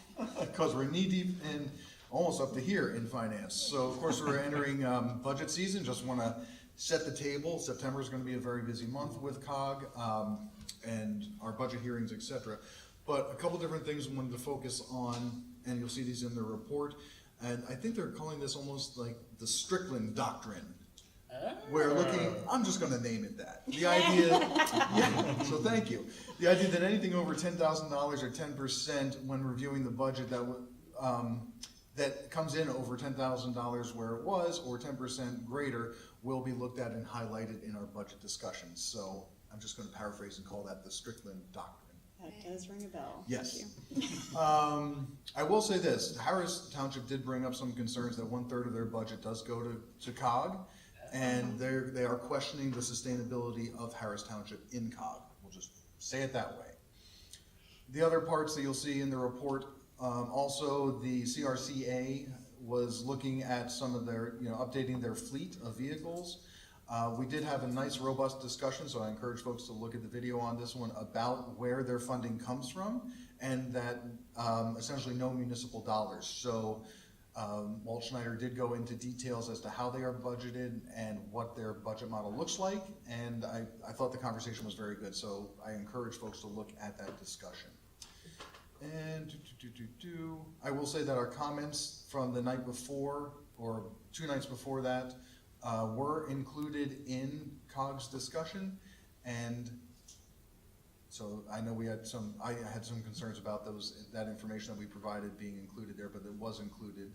And finally, there were recovered funds from fraudulent transaction totaling $87,000 that the COG did receive back, thankfully. With that, again, I just want to highlight we are entering budget season, and the budget hearings kick off on September 10th. So, wahoo! Time for me to buckle up. That's all I have in the report. I welcome any questions. All right, questions for Matt? So your first day of budget hearings, we'll have a meeting before that. We will have our September meeting before that. Okay, Yes. so I guess if you need comments back for anything for, and I don't know, are they consecutive weeks, or I didn't look at the schedule? Sure, I'm gonna have to just pull up my calendar here so I have them and I'm not making. And we don't need to know right now. My point is just that we can allow time for that during reports. If you want to get some feedback, if anything's released to all of us before you head into the hearings. So Thank you. That's precisely the question. What will be released to who by the time? But yes, the Right. first one is the 10th, the second one is the 12th, and then the last budget hearing happens on the 17th. oh, okay. So you can decide how you want to manage that too. If we need a whole separate agenda item to review, or if it's so we can talk about that. But just so that you know, there can be time made to get those comments back to you. I know that's important for you to have that as you're heading into those hearings, because they're a lot of information at one time. You're kind of sitting in front of those department heads, and you need to have the questions before you as you walk in there. So Thank you, and we'll certainly look at that and more specifics on the COG hearings that are coming up. great. All right. Okay, public safety report. I think the only thing of significance in the report, in the agenda, was we voted on the Finance Committee action, which was for new vehicles for codes. We actually made it less restrictive on our motion, that it was whatever vehicles you want, so that they could maybe achieve some savings somewhere. I see. But that was the only thing significant there. All right, questions on that? Okay, and executive committee. Executive committee, so we moved forward the community solar support letters to the general forum. There was some interest in moving those forward to the municipalities as well, just some legislation in Harrisburg that would be beneficial to those that may own or rent, that don't necessarily have the ability to have solar, but to be able to subscribe to a local solar program. The employee handbook, we looked over that. Most of the updates in that are primarily to the fire and life safety inspector, firefighters coming in. There was a section of on unpaid leave that our legal experts had proposed to take out of that, and there was a pretty good portion of the executive committee that would actually like to see that stay in the handbook, since that is something that at the discretion of the leadership, COG employees can get unpaid leave. One example that we used, there is of course different policies and even federal laws on the books that will allow an employee unpaid time off for various reasons, but there are unique scenarios, like maybe an employee is taking a once of a lifetime trip, may only have like 10 vacation days, but wants to take 15. At the discretion of their manager, they can get an extra week off unpaid, if they so choose to. Want to leave that there so those employees are aware that that is something that is available to them at the discretion of their manager. We did also have an update on the solar power purchase agreement. This was actually even something that someone had told me they would like an update on cost and timeline. So it appears all the legal documents have came back and will be presented to the working group at their meeting next week. It was also confirmed that since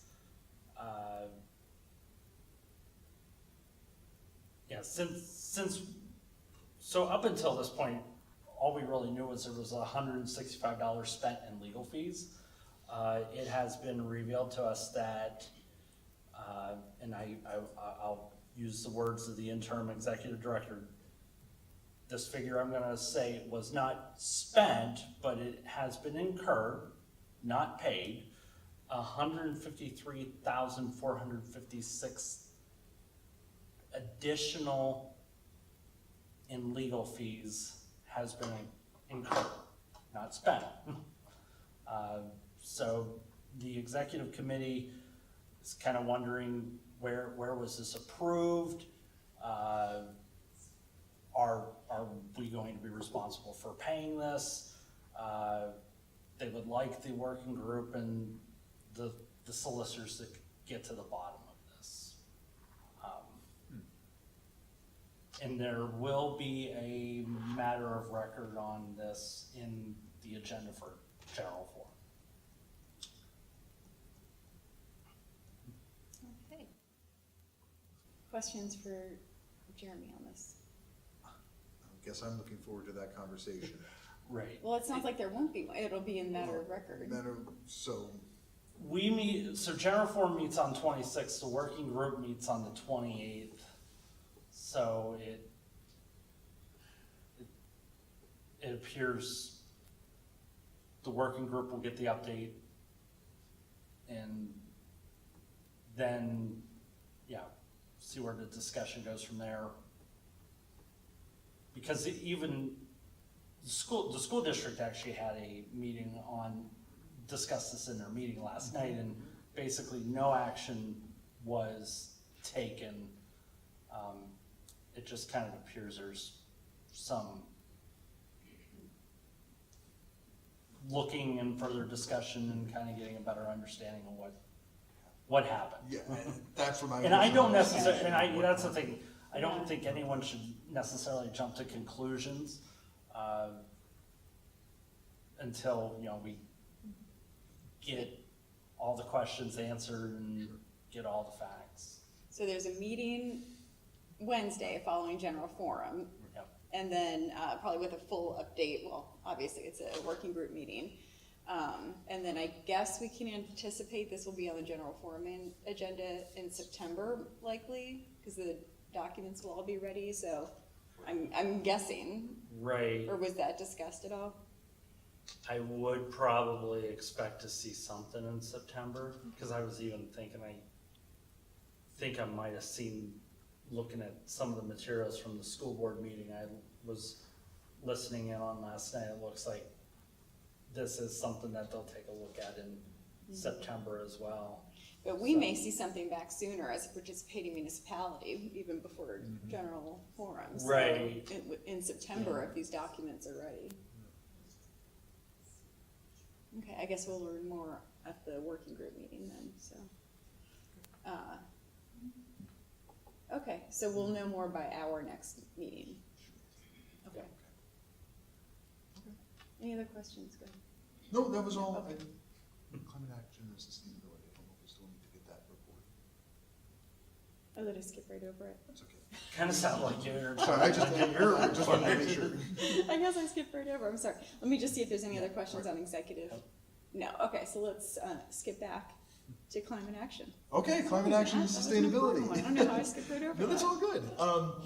So a couple things I wanted to bring folks' attention to. There is a request for a letter of support for community solar, House Bill 1482, that is going to be put together by the COG, and we're also wondering if individual municipalities would be interested in writing their own letter of support for House Bill 1482 for community solar. So I'm not sure if any staff has heard anything from COG related to that, or if there's been a request or a letter that they were going to be ginning up that we have access to, but we kind of talked about the idea that they could do a generic letter and then said, hey, municipalities, if you're interested in, well, you know, please sign here and send your own. I would imagine. Okay, so that's something I can follow up on and see where that stands to move that. The other question or discussion was around regional support for invasive species. So can we pool together maybe when it comes to spraying for, you know, spongy moths or other types of things, or plants that are growing, all those different scenarios? Do we want to take a regional approach to invasive species?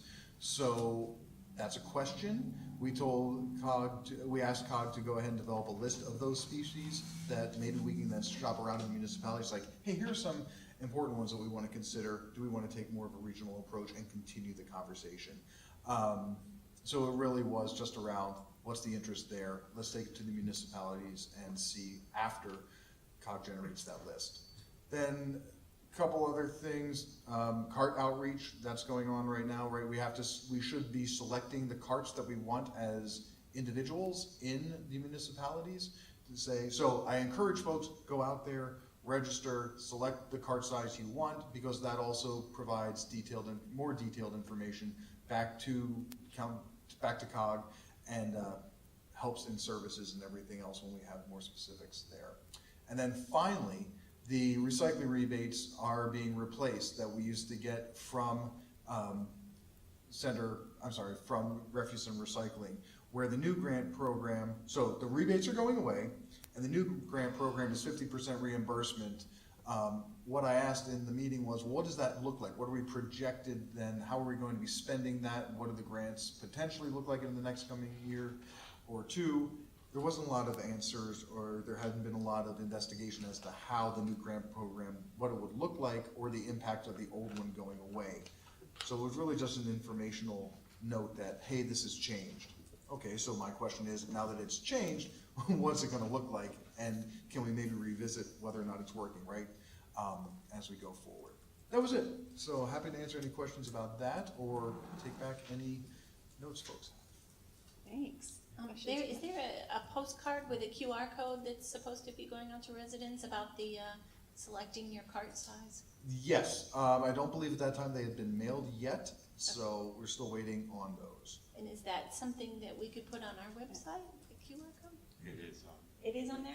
Oh, good. and they're in our lobby too. That's what I was gonna And people are coming, so I think the postcards have been received. Oh, So we okay. have sample They're starting carts to be received. in our lobby. They're in the lobby, they're inside, in the lobby, sample carts of the 3 different sizes that residents can choose from. If you don't choose your cart size, correct me if I'm wrong, you get assigned the largest Yes. at that rate. So if you want something smaller, go ahead and select that. Yeah. So And I will say this, even if for me, I want the 95, still I am going to go ahead and actually request it, because that way, again, it helps them with the database and the information Right. that they have. So Right. even if you're just going to default to the 95, I encourage folks to go out and actually register for it. I'm sorry. Go ahead.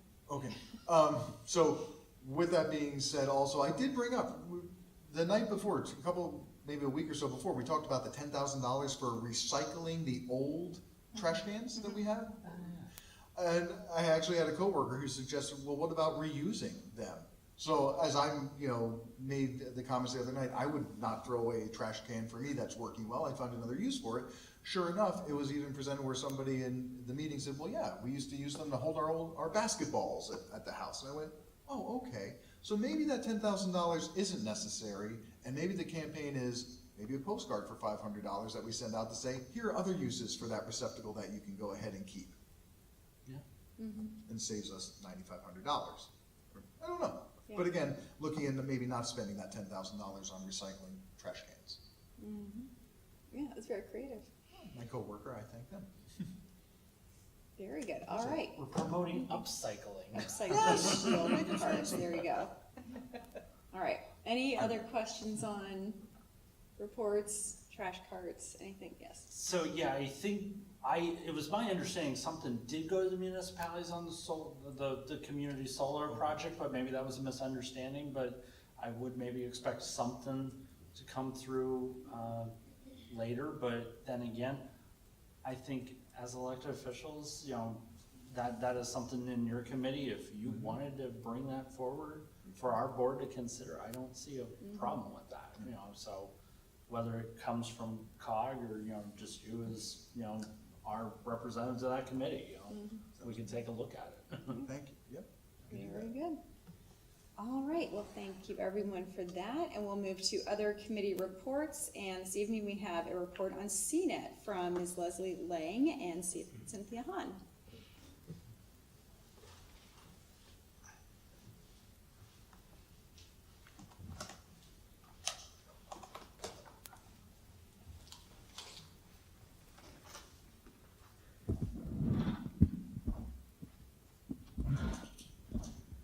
Good evening, everybody. Good evening. Thanks for having us tonight. It's a pleasure to be back before you. This is my second year, so that's exciting. My name is Leslie Lang. I'm a Ferguson Township representative for 18 years, and this is my second year as a representative for CNET Board. And it gives me great pleasure always to be here with Cindy, our executive director. She can come closer.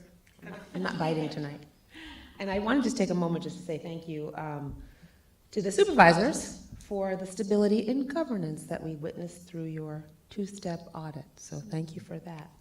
And I would also like to pat Omari and Matthew on the back, questioning what is workforce housing and whether that's really relevant to those who serve the largest employer in town who don't hit those marks of income. All right, now to what I'm here for. Thanks. Okay.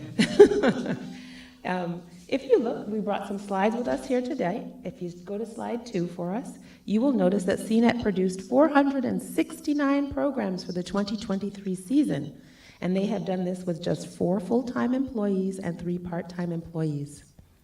And we'd like to thank Supervisor Omari Patterson again for his persuasive talents in getting CATA Bus to come online for CNET as a member in January. So we just want to point that out and say thank you.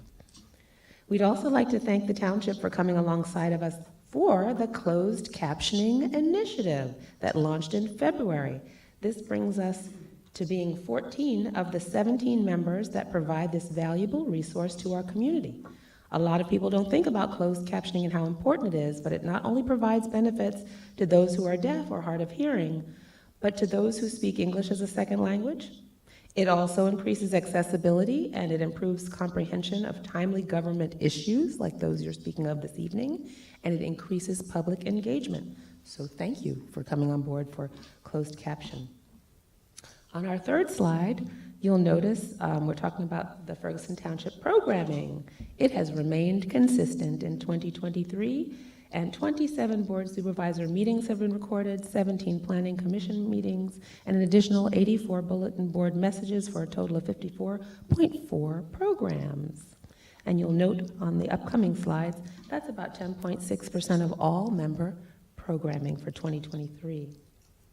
And if you go to slide number 4, in 2024, so far, we have recorded 18 board supervisor meetings, 10 planning commission meetings, and 53 bulletin board messages to date. Okay, you're going to see a graph that also shows a slight increase of programming from 2019 programming of 49.1 to the 54.4 in 2023 that I just mentioned. So we can be proud to rank 3rd overall, and Cindy's going to discuss the percentages and the member usage of our viewing data. Cindy? Thanks. please do stop me if you don't understand something that I say. My speech is affected, but I'll do the best I can. Next slide. This graph shows all of our members' programming over the past 5 years. So we have the red arrow pointing down to Ferguson Township, which right now is number 3 behind the borough and Center County government. So you're running neck and neck with college there. That should give you some inspiration to keep doing more to beat college. But that's what the past 5 years looks like in all of our programming by all of our members. This is your online viewing data. I gave you the numbers for the views on cnet1.org, both for the Board of Supervisors and for the Planning Commission, and also the board, of course, is on YouTube. So your YouTube numbers as well. Again, CNET's YouTube channel is CNET Center County. So I want to encourage you, if you're not subscribed, to go in and subscribe for that. Next. Now, the next 3 slides, I wanted to give you an idea of all of the programming that CNET does for the community that is apart from municipal meetings. High school sports, Penn State lectures, the CNET candidate interviews, which all of you are very familiar with. Next. We live stream the mail-in ballot counting for the Center County Elections Office. So when those mail-in ballots are counted, that is live stream, 2 full days of live streaming. School district graduations, Juneteenth, Arts Festival, everything. Next slide. This is the last one. And football, Lion Bash, the Multicultural Unity Fair, and finally, the League of Women Voters Candidates Night. So I wanted just to remind you of all of the things that we do besides meeting coverage for the community. And I believe that's it. We kept it short and sweet for you. But Leslie and I can answer questions if you have anything. Thank you so much. Great to see you both. Questions? We can start over here. I just have a comment and just want to say thank you. And thank you, CNET, right? The consistency. It's like Yes. a Swiss watch. You see things come in, you see things get set up, and then what we don't see though is when I'm meeting with constituents and I'm having conversations in the community and somebody comes up to me and says, hey, what you said 3 nights ago, and I go, well, they weren't in the meeting. They're watching it after. They're part of that statistic, and that's because of the good work that you do, is allowing them to have a voice and then come to me and bring things up, things they like, things they have questions about. So you are fostering that inclusive community. So sincerely, Thank you. Thank you. The slide where you had the 60.2, that average, was that a monthly average? No, it's an average over the entire period of time. So the average number of views per meeting is a 60.2. Per meeting, got Right. it. So 60 people Right. review a meeting each, okay, got it. Right, Okay. and then another 50, I believe, was on YouTube. Oh, So that's unique. Yes. Unique visitors? Yes. Wow. So Okay. it's about 110 people per meeting. That's impressive. Thank you. Anything else? Just, great presentation. Want to definitely thank CNET and, Cindy, great, just a great job that CNET puts together, especially with all those extra programming.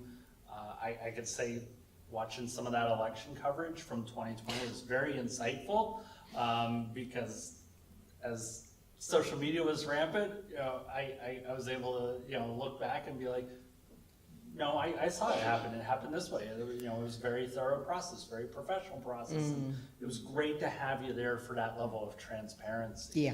Yeah. Thank you. Thanks very so much. All right, we will move to staff reports, and we'll start with the manager's report. If you have anything to highlight. Thank you, Chair. Attached with the agenda is my report, and I'm happy to answer any questions you may have. All right, questions for the manager? Not seen anything? Nothing? Okay, and the Planning and Zoning Department report was included. Any questions on that item? Or the Public Works Director's report? Any I had a questions question on on the those? planning and zoning report. So we had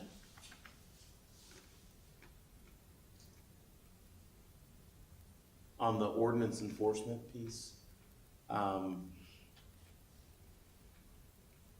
those numbers for, didn't quite understand the time frame of the numbers that were provided. This is ordinance enforcement, and then it had like several tables. I'm pulling it up. So maybe just an action, if you just give me a little bit more detail on kind of the timeline of the numbers, that if I were to add it all up and then divide by the last, I don't know, what will be 8 months, 200 days, work days, looks as if we're getting like one thing per day. And I know for me, I've seen a lot of neighbors complaining about ordinance things, and so maybe just, love to know about what So they're I doing. believe this is a snapshot just since the last report, so it would be in the last month, but I'll look to John Trump, who pulls that together, who's sitting with us. And I'm sorry, if you could come up to the microphone so we can get you on for, Laptop too, because I think I might be staying up here or coming back soon. you might be. So the reporting is all new and a work in progress. The department hadn't previously provided reporting on enforcement action, et cetera. So it is a work in progress. The sort of final draft version has been circulated to staff. Most recently, we met to review one last week. To answer your question, the final version has a cumulative report. So there's going to be a monthly number and then a year-to-date number, with the goal being that at the end of the year, you'll have your annual report essentially already built. So the numbers that you're looking at should primarily be the 1 month only, the current month only. You have the June report in front of you.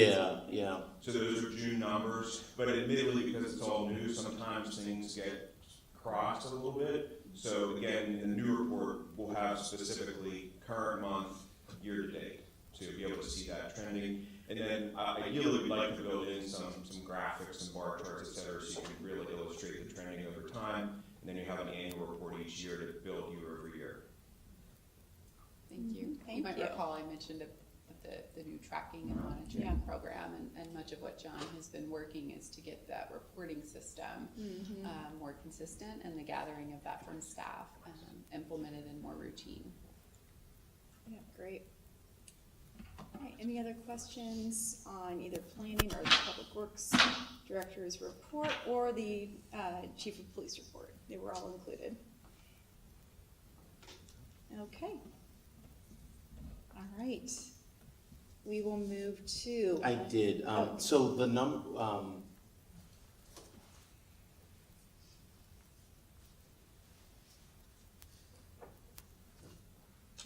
the GIS system. I think there was a report that may be coming soon. How close are we to having it on a regular basis? Yes, so we, and I apologize, I in a previous communication, I mentioned that report has been put together and made available online. So at any point in time, you could actually go to the township's website and generate a report that would show you the statistics of the use. And so the number of submissions for trees, for example, would populate, and it would show a breakdown of the number of submissions by category and the statistics on what was open, considered active, what was, what submissions have been open, active, and closed with action taken. To be more efficient, we thought we'd just make that available to the general public, and so you're able to find that, and a link can be provided to you via email. Thank you, ma'am. Okay. And I think I had one more written down here. Give me a second. Apologies. No worries.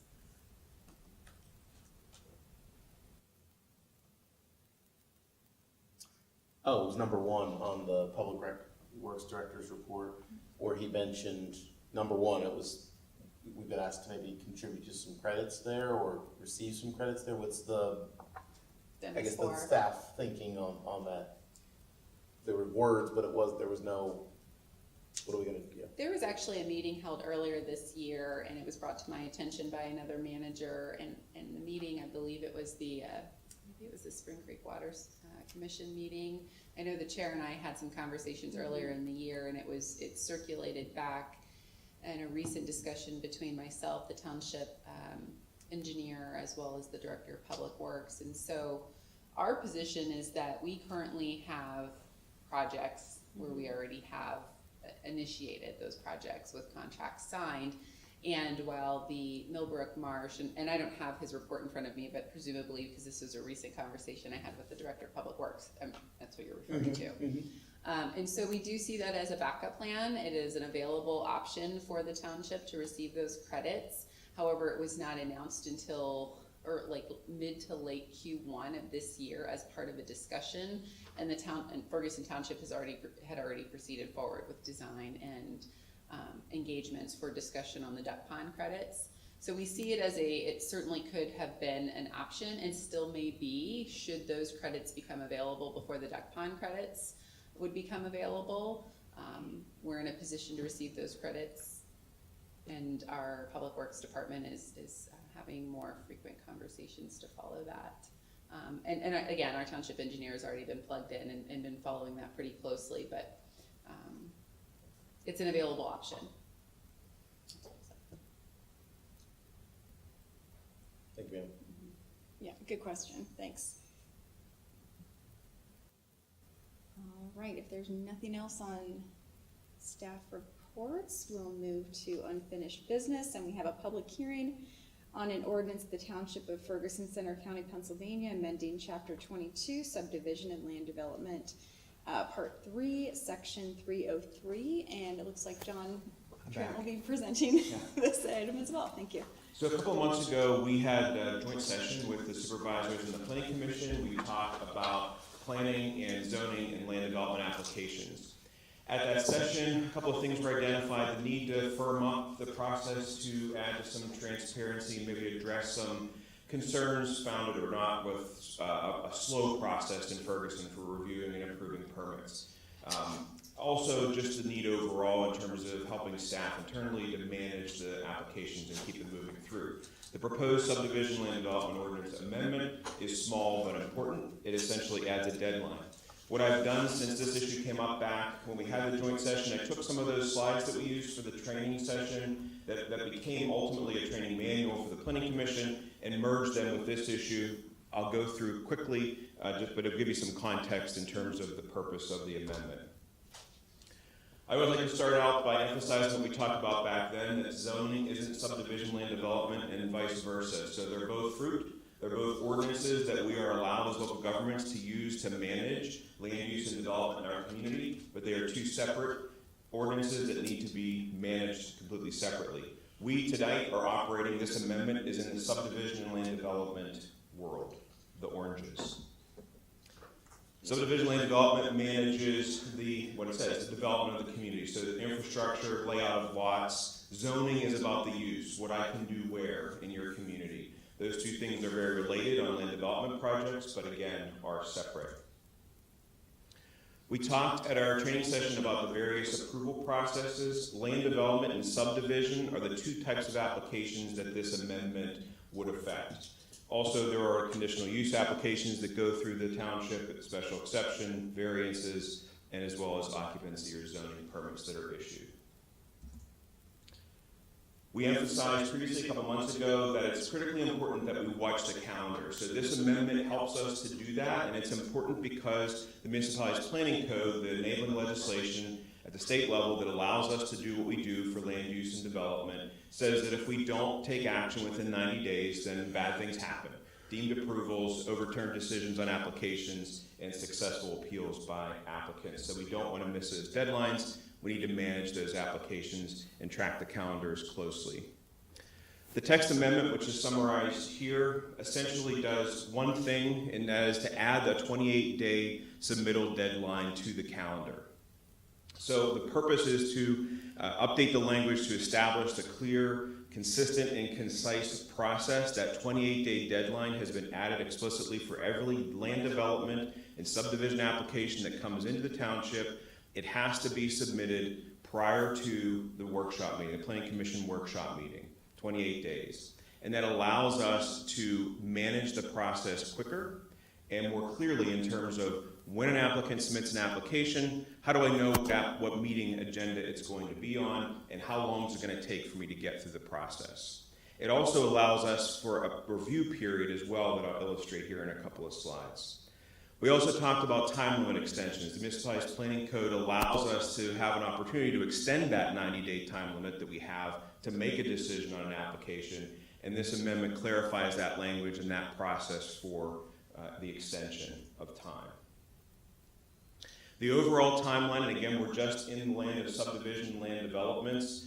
30 days we have to submit prior to approval of an application. We have to submit to the county for their review. You all, the governing body, have that 90 days to make a decision, and that's the critical time clock.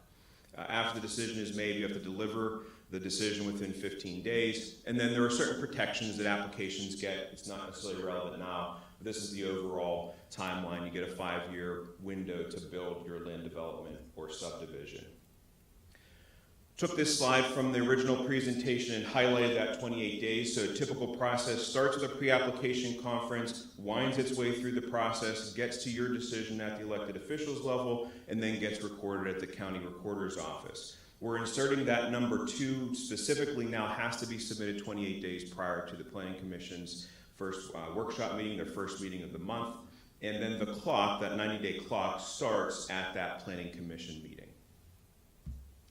It's a little small, but for illustrative purposes, and then also we'll be working, should the board ultimately adopt this amendment, we'll publish monthly a calendar so that everybody knows what my date is each month for submittal and what the dates are for the subsequent Planning Commission meetings and Board of Supervisors meetings, so you can project through. So we just took an example date here and walked that through the process to help illustrate that timeline.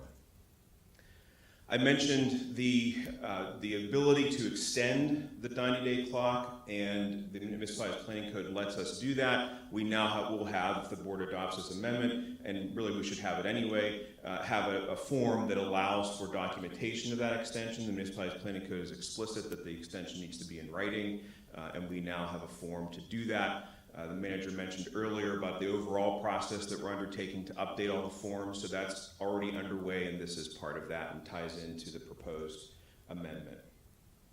In terms of where we are in the overall process for this amendment specifically, it's already moved through the Planning Commission with the recommendation of adoption. We're having the public hearing tonight, and then the board can choose to move forward with the adoption of the ordinance should you choose. Also wanted to tack on here because I was going through those training slides and I wanted to remind the board or just re-illustrate the importance of modifications and waivers and what they are, because we're in subdivision and land development world. This issue came up at our most recent Planning Commission meeting about what a modification is, how do we handle these things. Modifications always need to accompany a land development application. That's not something that may not have always happened or be happening, so we're going to get to that point where it always has to be paired up with a land development application so you have context for that request. And those requests, though they may seem like variances are to the zoning ordinance and go to the zoning hearing board. These requests come to you all as the elected officials and you make the decision. So this requirement that you have the context of a land development application helps give the planning commission context for their recommendation, and ultimately you for your decision as the elected body. That's all. I know I'm talking fast. You've had so much come at you tonight. Like, I can't imagine you absorbed even an eighth of that, but it's impressive what you have on your agenda. That was very helpful, thanks. Yeah. And we had that training and had the opportunity to go over all those slides that you just shared again, so thanks for all of that. Sure. So this is a public hearing, so I'm gonna go ahead and open the public hearing for comments on this item. I'm not seeing any, so I will close the public hearing, and I'll ask if we have any questions before someone makes a motion, if we have any questions. No questions. I will just say, because of everything that we've had between the training, then, staff bringing it to us and us looking over everything and then getting us to this point, I'm ready for a motion. Okay. Somebody care to make the motion? If I may, I move that the Board of Supervisors amend Chapter 22, Subdivision and Land Development, Part 3, Review of Preliminary Plan. This is Patty, I'll second. Thanks. Any discussion on this? Yeah, I absorbed everything you said. That's impressive, because it's a lot. I mean, I was trying back there, but you have financial stuff and TV stuff, zoning and Sal. I love zoning and Sal, but. And I guess I'll just say that this is a very important step. This Yeah. is, thank you and the team for getting clean and clear processes in place so that anybody that walks through the door gets a fair shake at completing their project. And it's not who you know or what you know or any of that crap. It's right here in the ordinance, very clear, 28 days prior. So I appreciate this modification, and please keep bringing all these things to the light here, so we can keep improving our processes, so that organizations will want to come to Ferguson Township and complete the many projects that aren't being worked right now. This also pairs up with the planning commission work to reorganize our meetings. So, kudos to them to be willing to go back to a workshop and a regular meeting structure. And now that if we get these applications 28 days prior, we can do staff third-party reviews, have all that good information, take it to a workshop at the planning commission, the applicant can present, then that gives the planning commission time to absorb, ask questions, and then at the regular meeting, they can take action or table the application. So they've done a lot of work too in terms of giving us feedback on what they want to do and how to manage their meetings. So all these pieces are starting to come together. Fantastic. Yeah. Are there other ordinance changes after this? Just curious that you're thinking through. Likely, Okay. yes. Not substantive as it relates to what we're doing here, but more process oriented. Right. Just like tonight's deadlines, Perfect. that kind of thing. Perfect. Thank you. Yeah, it's very helpful to planning commission members to have such a structured process and expectations that are known to everybody and very clear. So it's very helpful. All right, if there are no other comments, this is a roll call vote. Thank you, Madam Chair. This is a roll call vote for ordinance 1100. Ms. Stevens? Yes. Mr. Thompson? Yes. Mr. Patterson? Yes. Mr. Heller? Yes. Ms. Strickland? Yes. Thank you. Ordinance passes unanimously. All right. Okay, we'll move to a public hearing on an ordinance of the Township of Ferguson, Center County, Pennsylvania, on amending Chapter 27-15 accessory keeping of livestock non-commercial ordinance to allow beekeeping as an accessory use in residential zoning districts. Looks like we have Christina Bassett, community planner, to present.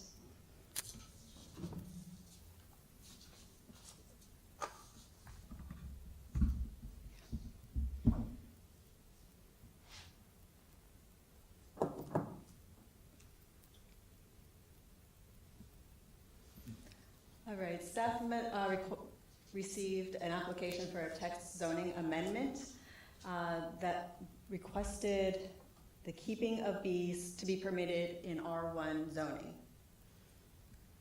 Our current regulations have beekeeping under accessory keeping of livestock. This is the exact text that's in the regulations or in the ordinance. I'll break it down.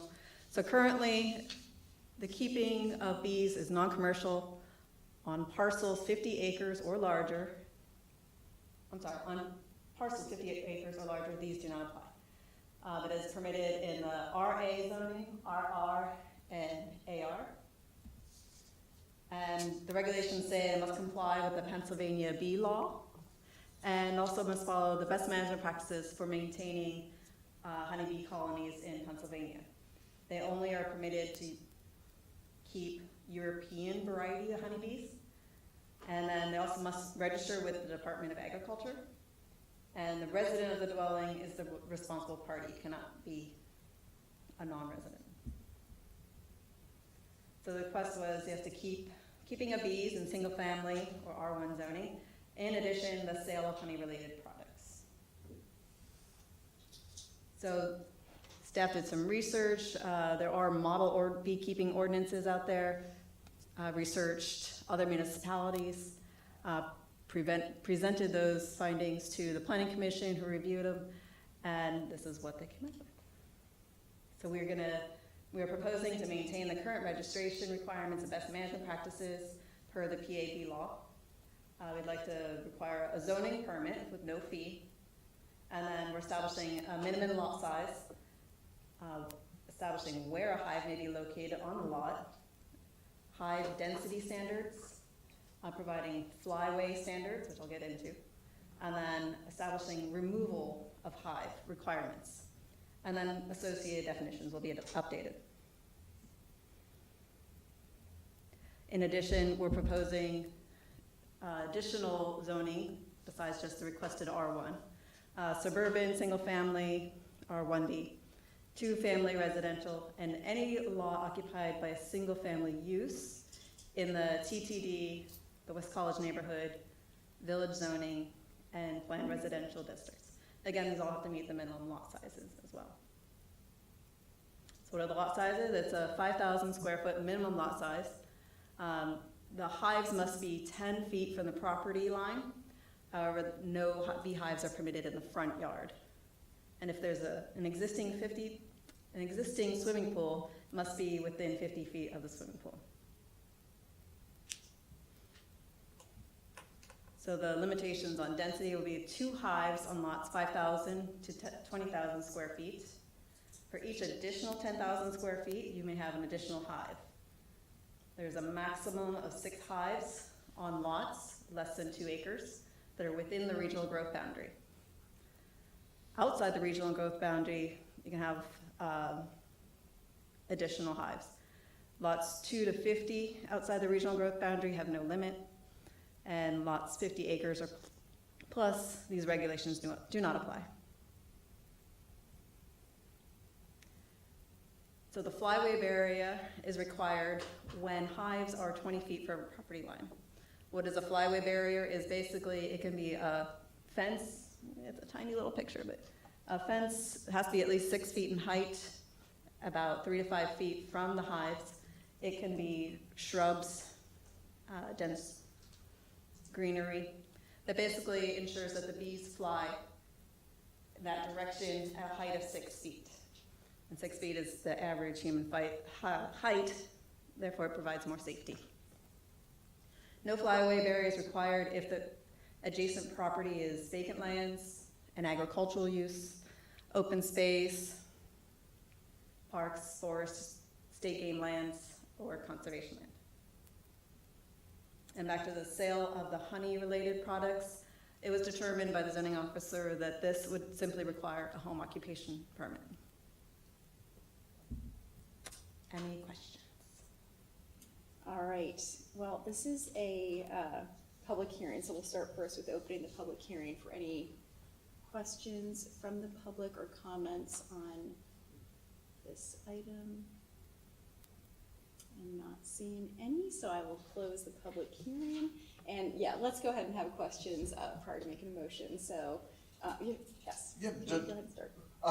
The 20-foot comments related to the barriers, just to confirm, I know we talked that they have to be greater than 10 feet away from the property boundary. So does that mean when I see this flyway barrier, when hives are within 20 feet of the property line, is that a word? Yes, so if the hives are 25 feet from the property line, no flyway barrier is I could have reworded that better. Yeah, so basically between the 10 feet and 20 feet from the property line, a flyway area is required. Perfect. Thank you. I just needed to confirm that. That was all. Okay, Amari, any questions? No. Any questions or comments over here? I just wanted to make sure there were none before somebody makes a motion, so I will take a motion then at this point. Okay, as somebody that is allergic to bees, I'm doing this for the greater good of the bees, and here we go. I move that the Board of Supervisors amend Chapter 27, Section 715.1. Beekeeping.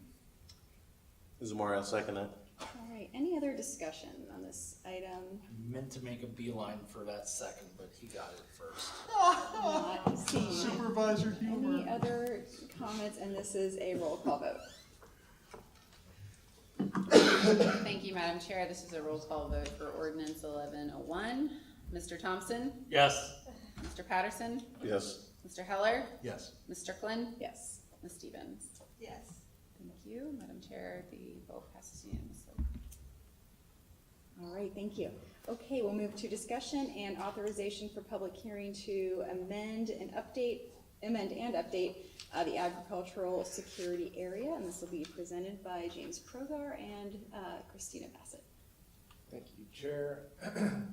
The Agricultural Security Law, Act 43, states that the local government unit shall review an ASA every 7 years from the date of its creation and every 7 years thereafter in accordance with the procedures outlined in Section 1381.51. The review was conducted in the month of July by the Agricultural Security Area Ad Hoc Advisory Committee, the Planning Commission, and the Center County Planning Office. As a result of the review, the proposed additions to the ASA total 769 acres across 21 parcels, bringing the total ASA program acreage to Ferguson Township to 16,755 acres across 186 parcels. 2 parcels totaling 166 acres requested removal from the program.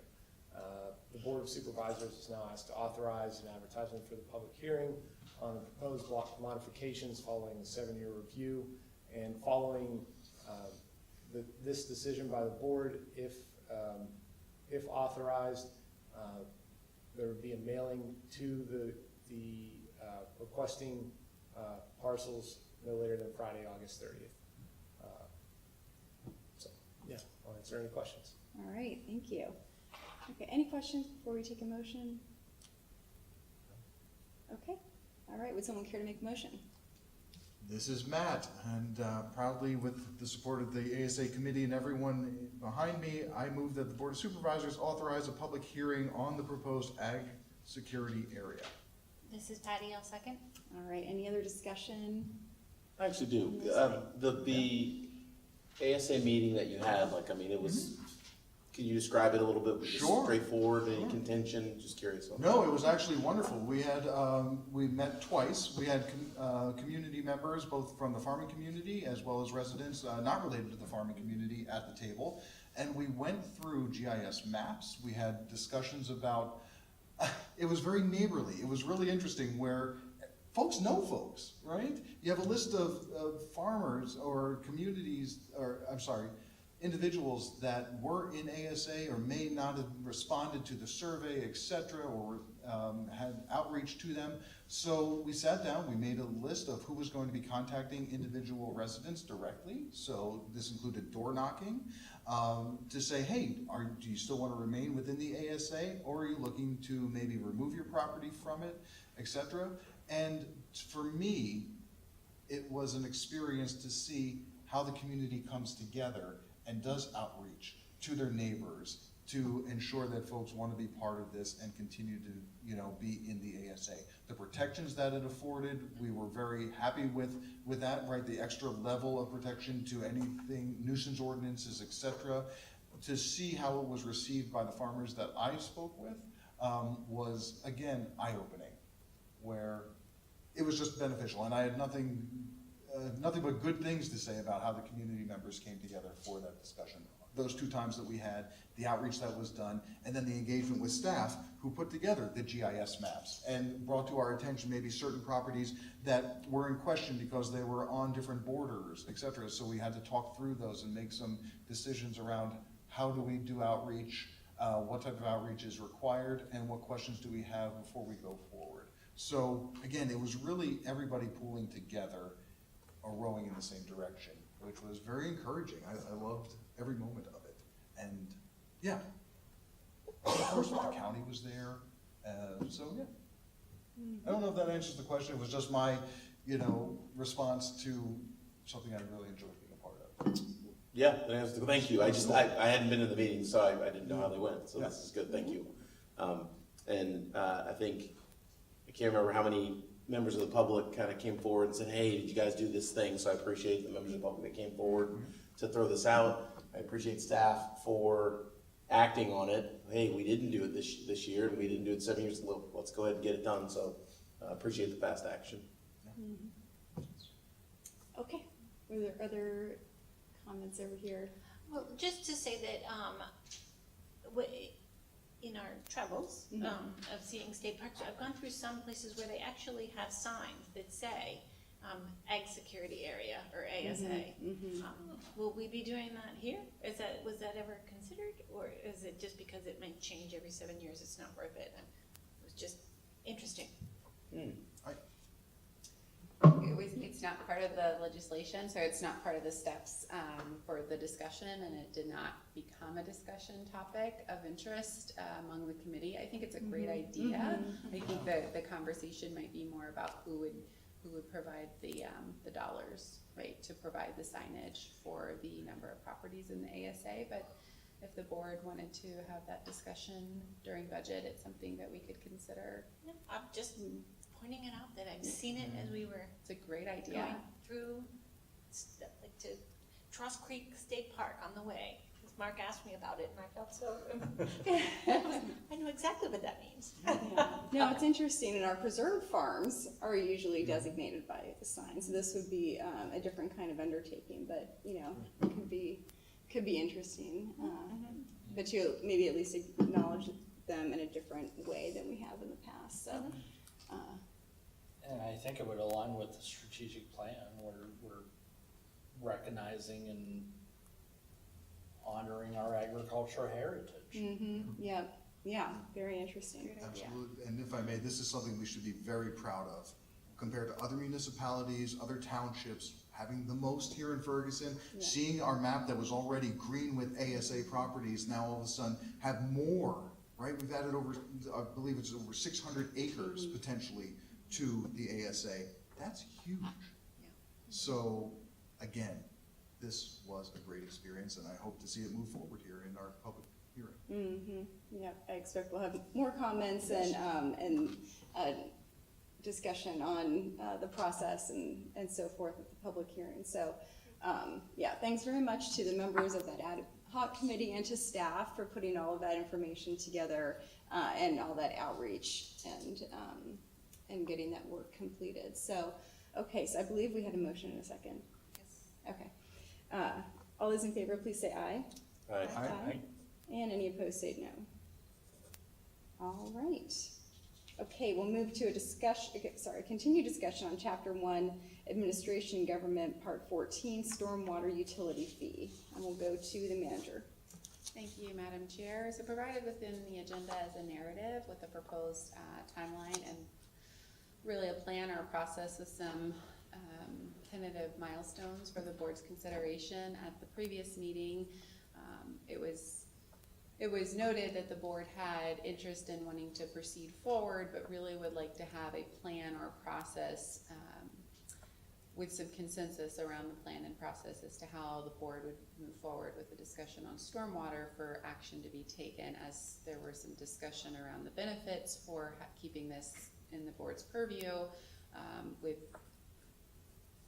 that opportunity for citizens to attend regular meetings, special meetings, or work sessions for ongoing discussion. So I would encourage the board to review the proposed timeline and give some consideration. And if this is an agreeable plan or process, then staff would begin to work to bring these materials board as part of the agenda, which would make it available to not just the board, but to the general public, advance of the meeting for review and discussion. I'm happy to answer any questions rather than read it. I will just pause and see if there are any questions or comments prior to board's consideration and deliberation. Thanks. I can just highlight the dates, and what was proposed here. So it'd be essentially following today. On September 3rd, there would be initial board discussion and public comment on the fee. And then on the 10th, at that special meeting, that Wednesday meeting, there'd be additional public comment and review of, that's where we would review the required resources that are needed to administer the fee, review the infrastructure improvements that have happened so far, the costs, and the program plans, that adopted level of service, and the timeline. So that looks like what we were talking about with what has been accomplished on that approved timeline so far and what the costs have been.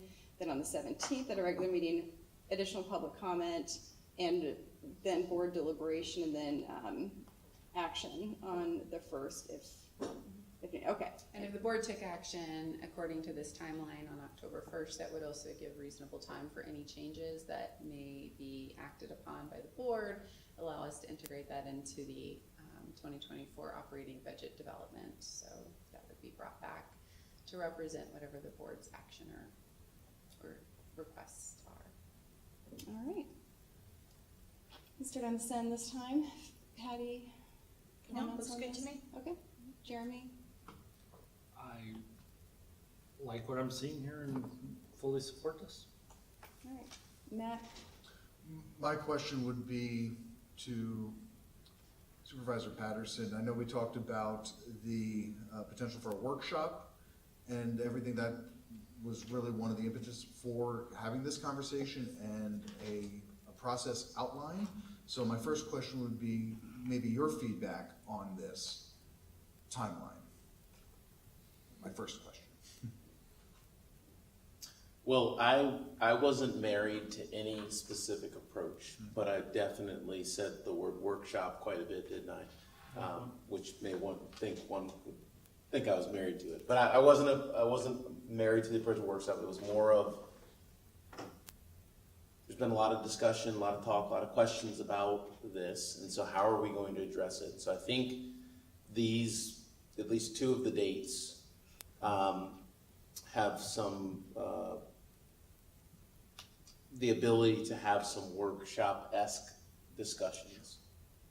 And then everything else is then public commenting on some sort of action thereafter. So, which to the extent any of the comments lead to some changes, this timeline is kind of, it extends immediately, right? Because then we have to rewrite something and bring that to the next meeting for comment and rewrite it and bring it to the next meeting. So let's hope that between the 3rd and the 10th of September that we get some really good feedback and really good ideas, or I guess between today and the 10th, because anybody's free to email any one of us here or with some thoughts and ideas. I know I have some thoughts and ideas just based on things that I've read and seen. So, but I would pause there for you to continue your feedback. But that's my thought. Okay. No, I was looking for that feedback, and I think the question for me then, the next part of this is the aggressiveness of this timeline and the board action on the matter for October 1. Is that realistic to have an aggressive timeline like this? What I'll call aggressive, in the middle of budget season with COG and everything else going on. Do we feel comfortable with this timeline being as it is right now? It sounds like we are, but again, I want to paint the full context of other things that are going on within other municipalities and with COG. Does this seem reasonable with that light? It sounds like it is. Maybe I'm answering the question right now. But then my next question is, the board action on the matter, what could that look like? Is it only related to the storm utility fee or stormwater utility fee, or could it be larger than that? It's whatever you want it to be. And if it's whatever we want it to be, then I just want folks to have an open mind as we go into this, that it could be whatever we want it to be. So you mean like the exemptions, the associated resolutions? Right, it could, Okay. yeah, I don't wanna I'm just using this as an example, real estate tax, is it anything's on the table for October 1? I would recommend that this would stay focused on the stormwater advisory utility fee. And to your point, right, there might be a conversation or a lot of interest around a discussion topic focused on revenue diversification. Yes. And I think that is a separate conversation, but largely informed by what the board decides to do with the stormwater utility fee. This could be seen as a natural tangent of this discussion. But I would suggest that this, as you said, it's an ambitious timeline. And so to focus on stormwater and then, as those other things come up in the course of budget discussions, if you're talking about a tax issue or something, if, whatever else. I like the term diversified revenue streams. So I think maybe it's painting the proper picture of, we're talking about board action might essentially constitute rolling up the public comments, et cetera, and then saying, okay, now we have to have future conversations about what that does to maybe what we have to change to diversify our revenue streams, et cetera. So this to me doesn't end the conversation. It's just the first part of the conversation would be had by October 1 to help frame things. So this would be, so we're talking about stormwater. I know we just said the fee here, but it'd be associated resolutions and, so exemptions, credits, fund balance policy, transit, et cetera. So as it was discussed at the last meeting, all those different resolutions were listed. I know they aren't listed here, but I guess it's just assumed they're in that discussion. So just to clarify, if that's part of the question, that those would all be contained in here. But, as far as I'm concerned, that October 1st board action on the matter can mean, board action on the fee and the resolutions. Okay. That means that staff then has time to implement whatever changes, if any, have occurred in the standing of the fee and resolutions prior to creating and releasing the budget to us for review. So it is ambitious, but this gets something to staff to use for this, I don't want to say this year's budget, for next year's budget, this year's review of next year's budget in a timely manner. And so that was one reason for the ambitious timeline. And I am good with the ambitious timeline. I'm good with, making tough decisions. I am good with understanding the scope and now what we understand to be the potential magnitude of what we're about to undertake here for an October 1. So I'm good with it as others have voiced support as well. And I would just encourage folks to have specific ideas on this. I put in writing already my specific ideas where it's strike that single line on paragraph 2 of section 4, because that's productive dialogue, folks. Like just saying like, oh, the thing, pie in the sky. No, let's talk about specifics of the ordinance. But yeah, I think if we do that, this timeline is completely doable. Because if nobody has an ordinance, like a specific line in the was it section 14 or whatever it is, then we don't have any changes to make. But if we do have a issue with specific words, then we can make that change. Lead into it. I'm good. okay. Yeah, and just to echo that, I think, that first September 3rd, if it's board discussion, public comment, I imagine that would be extensive public comment, as you're saying. And obviously, if somebody can't attend, their emailed comments can always be read into the record. That's certainly welcome.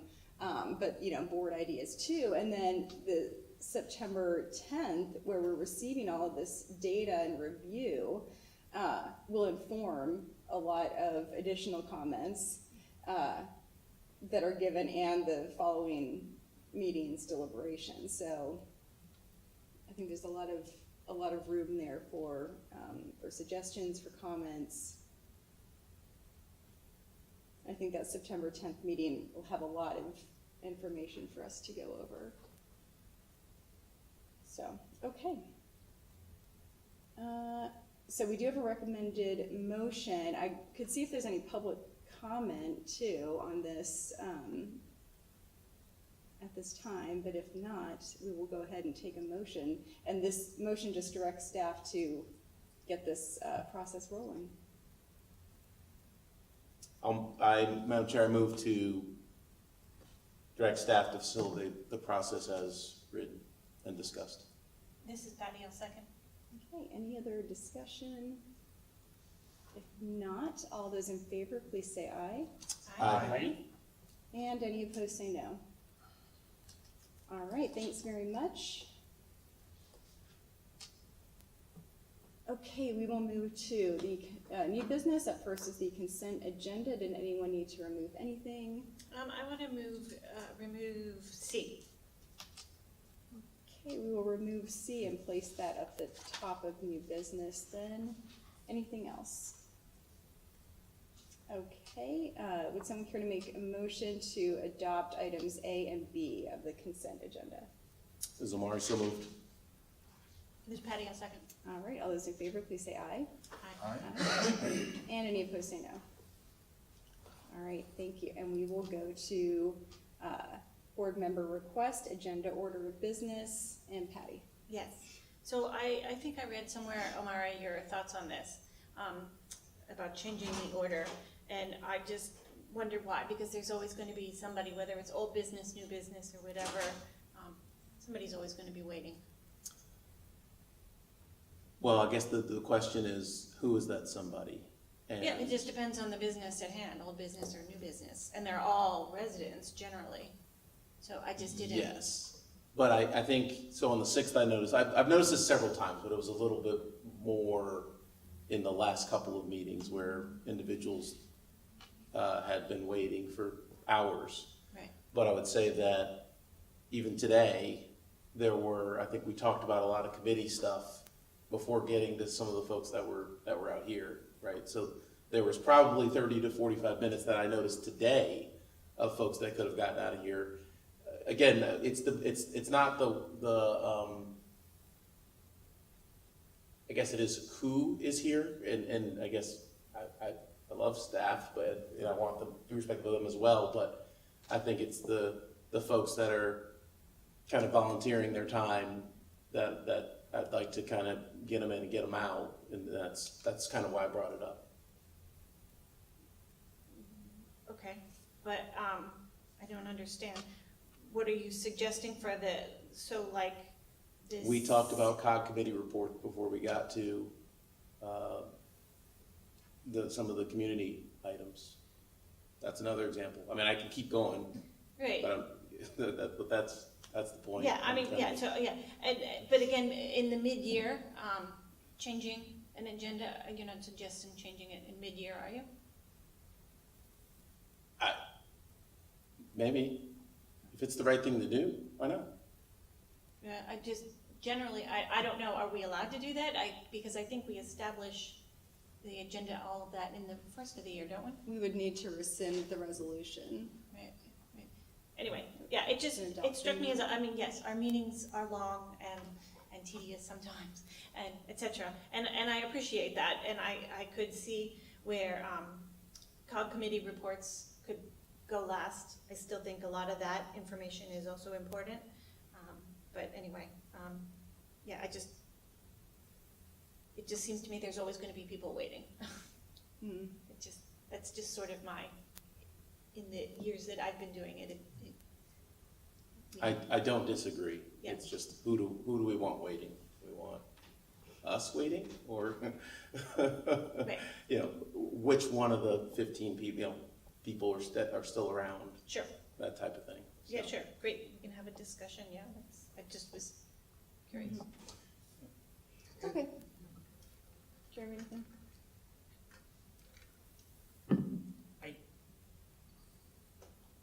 Yeah, I'm not in favor of doing any change-ups right now. I think that is probably something best left for reorganization as we get to the end of the year, and also something, you know, for next year's chair to even mull over, you know, and how they want to conduct business and how this board wants to conduct business, being minded that you know, I was gonna say, Lisa, you've been very, very good with, you know, taking in collaboration, so I imagine even any other chair would, you know, be open to any feedback and collaboration going forward as well. All right, anything else? My only comments, I support getting folks in and out efficiently.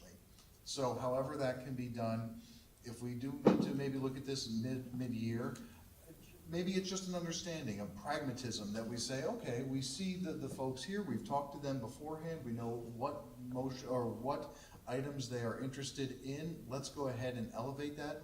I don't see an issue with that, to go ahead and again be efficient with their time and recognize that they have other things that they need to do in their lives, and this may be inconvenient for them coming out to either just listen in or offer some feedback, etc. So again, I'm a fan of, if folks are in the room, get them in and get them out.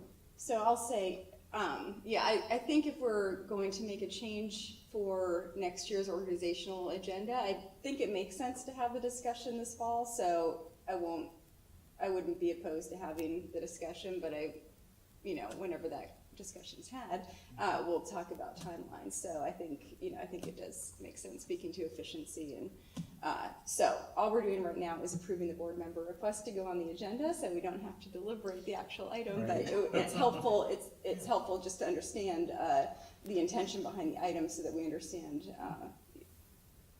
whether or not folks are supporting that moving forward. So. This is to now just adopt this one consent agenda item. Is there a motion to adopt? This is Patty, so moved.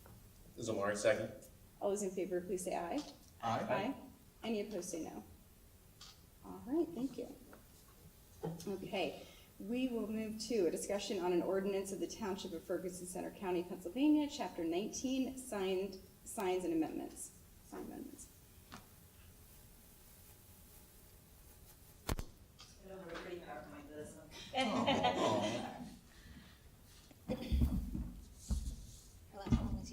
So on March 19th, the Board of Supervisors referred the signed ordinance to the Planning Commission for their review. The Pine Grove Mills Small Area Plan, Work Plan also had the sign review on their items. So they reviewed it as well at their April 25th meeting. The Pine Grove Mills Small Area Plan provided a recommendation to the board, or I'm sorry, to the Planning Commission, who reviewed it. And their recommendations primarily were focused around murals. So murals are an exempt sign in the current sign ordinance, which means they don't need a permit, no fee, but there are regulations attached to it. So the current regulations mean the mural cannot exceed 300 square feet. The mural cannot contain 3%, greater than 3% text. It cannot be located on a commercial building at least 50 feet from an arterial street, and it must remain intact for 2 years. Pine Grove Mills Small Area Plan has a desire to install a mural in the Pine Grove Mills area, and all these regulations prohibit it. So it is their recommendation to remove the size requirements, the text requirements, the location that being on a commercial building, and the location for arterial streets, and the time limit or minimum limit of 2 years. So the Planning Commission reviewed this recommendation at their June 10th workshop, and again at their July 8th workshop. And there was a lot of discussion over murals and implications of allowing murals to go without any regulations. And the consensus was that the community will regulate the murals, in that if something is posted painted and it's obscene and people are not in favor of it, we'll hear outcry from the community. Or somebody may take a bucket of their own paint at 2 a.m. and cover it up themselves. So provided within the agenda is a draft of the amendments, and you'll see the recommendations for the murals in there. Other amendments to the sign ordinance are the removal of window sign requirements. So this was came from staff in an effort to make it easier for businesses to have fewer signs. Right now, every sign that you put up requires a permit. So if you have an awning, a sign out front, there's 2 permits. Now if you want to put a sign in the window, that's another permit, and it adds up. The other recommendation is to remove the sign renewal fee. Currently, every business that has a sign, you get a sign permit, and every year you're supposed to pay a renewal fee. I believe it's $50. Staff struggles to collect that fee, so we're proposing to remove it. And that is all. All right, thanks very much. And we can start over here on this side if there's to contribute to the discussion. I had some stuff. Okay, so I guess my question is, the community, there's outcry.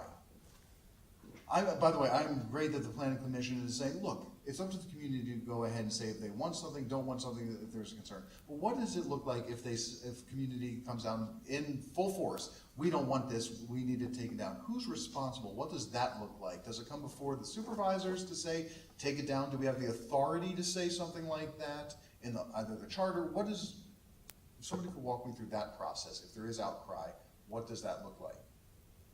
So that's a great question, and we can note that and follow back up. I think this item may need to go back to the planning commission with some other additional specific review and clear comments specific to, you may recall the letter that the township received from the is it the Republican committee? Correct. And so while this was partially discussed and considered by the planning commission, there was not an intentional follow-up discussion by the planning commission for a clear recommendation on how to proceed in that way.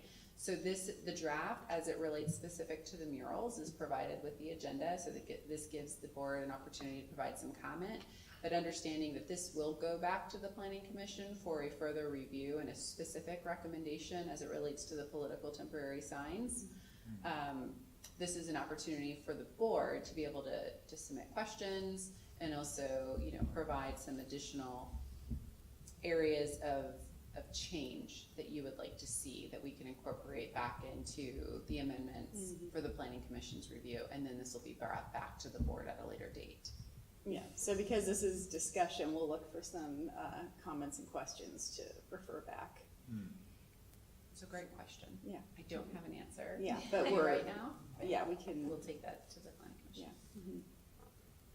Right, and I think the political signs, entering into this, that's definitely, that's an interesting can of worms to weigh in on. Okay. I have no comments. I'd like to hear maybe from other supervisors and their comments before I continue, so thank you. Amari, do you have comments? Yeah, I guess I've been to some cities with some very cool murals. When you walk downtown of some cities, you see some really cool murals that I guess help with the identity of that neighborhood or that city or that town. It makes sense that Pine Grove Mills wants to improve the look and feel of that, I guess it's village now, right? Of that village. So I think the thing that concerns me though is like with striking some of these words out in the regulation, I think some of those words, as I look at it, it doesn't, I think the words there don't take away from what could be there and what I've seen in other cities. I think it maybe has something a little bit different, and maybe, if somebody were to just propose to do a mural that had, welcome to Pine Grove Mills, and that's more than 3% text, well, they can just come back and ask for an exception to the exception. And I think they would likely get a warm welcome and embrace for that type of a mural. However, blanketly removing this text for the whole township, I'm having a hard time getting there with kind of what could be, and Matt's thoughts and what Christina was just saying about planning commission's concern. So I really, I'm thinking that this is perhaps good enough as is, and I think as you come back, Christina, that there's some clear reasons for the removal for each of the texts and some pros and cons for those removals. But right now, all I see is, remove everything so that I can do whatever I want, and that doesn't sit right with me at this time. The reason for the removal are basically what you just stated, is the Pine Grove Mills Memory Plan wants to create a mural saying, welcome to Pine Grove Mills. And the size, 300 square feet, is not that large. And they have a location in mind, and it is right on the corner of 2 arterial streets on a commercial building. So it's almost every single one. It's like, nope, nope, nope, nope. It's like, well, that's exactly what we want to do. So I would welcome alternatives to control whatever the current regulations are trying to control.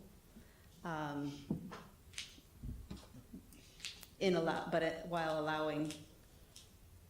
Is there a single word you can add that you can just, come back to the board with something that's outside of this and let them give you the thumbs up or down? I don't know, just throwing it out there. Yeah, and then I want to give these guys a chance.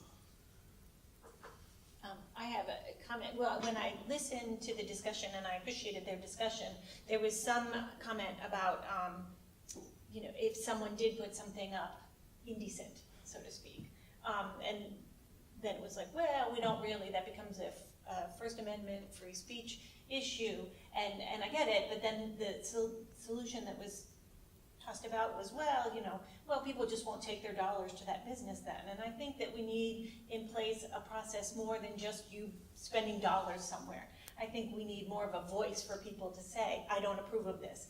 And certainly not throwing paint in the middle of the night on a mural or something like that. But maybe if we document, like if there are documented emails on our Citizens Request Center or phone calls to a documented objection to it, because I remember there was a sort of an obscene sign that was spray painted on something that was a substation for Rock Spring Water Company, and we heard about it. We got phone calls in the township about it. So if there's a way to gather that as opposed to just an economic snubbing, if there's also a way of using your voice, your emails and that sort of thing, I would like to see something like that.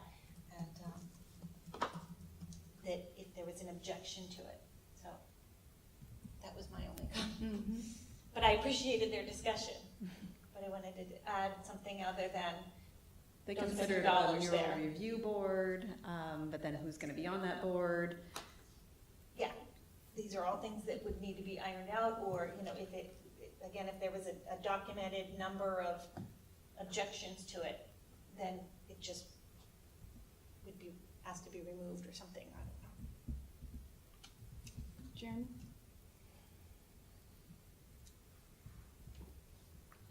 I was gonna say, we're still bounded by content neutrality here. But I think we've brought up many good instances where it would be nice if the Supreme Court case would be re-reviewed, because, there was a good discussion, I think, 5 or so years ago in the Planning Commission. What if something obscene was put up and it's like, well, that's my business? Well, we've got to be content neutral. Now, committing a crime is not one way to handle that, so no one go out there with spray paint in the middle of the night if they don't like what they see.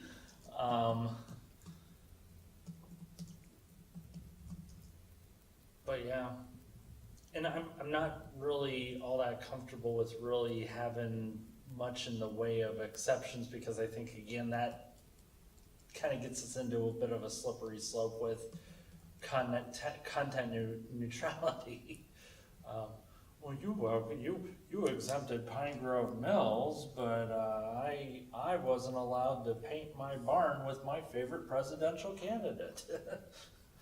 You know, just an example, you know. Mm-hmm. Okay. And I'll offer my couple of thoughts before we go back around again. Back to the window sign regulations, I guess I'd be interested in how, a lot of these are going to be this comment, how other Center Region municipalities look at advertising or commercial signage in windows, how they regulate that, and you know, Bellefonte Borough too, which is coming up in one of my other comments, in case they have some kind of regulations around that. I imagine maybe Harris even has, you know, some regulations. If anyone has some, they could all have some. So,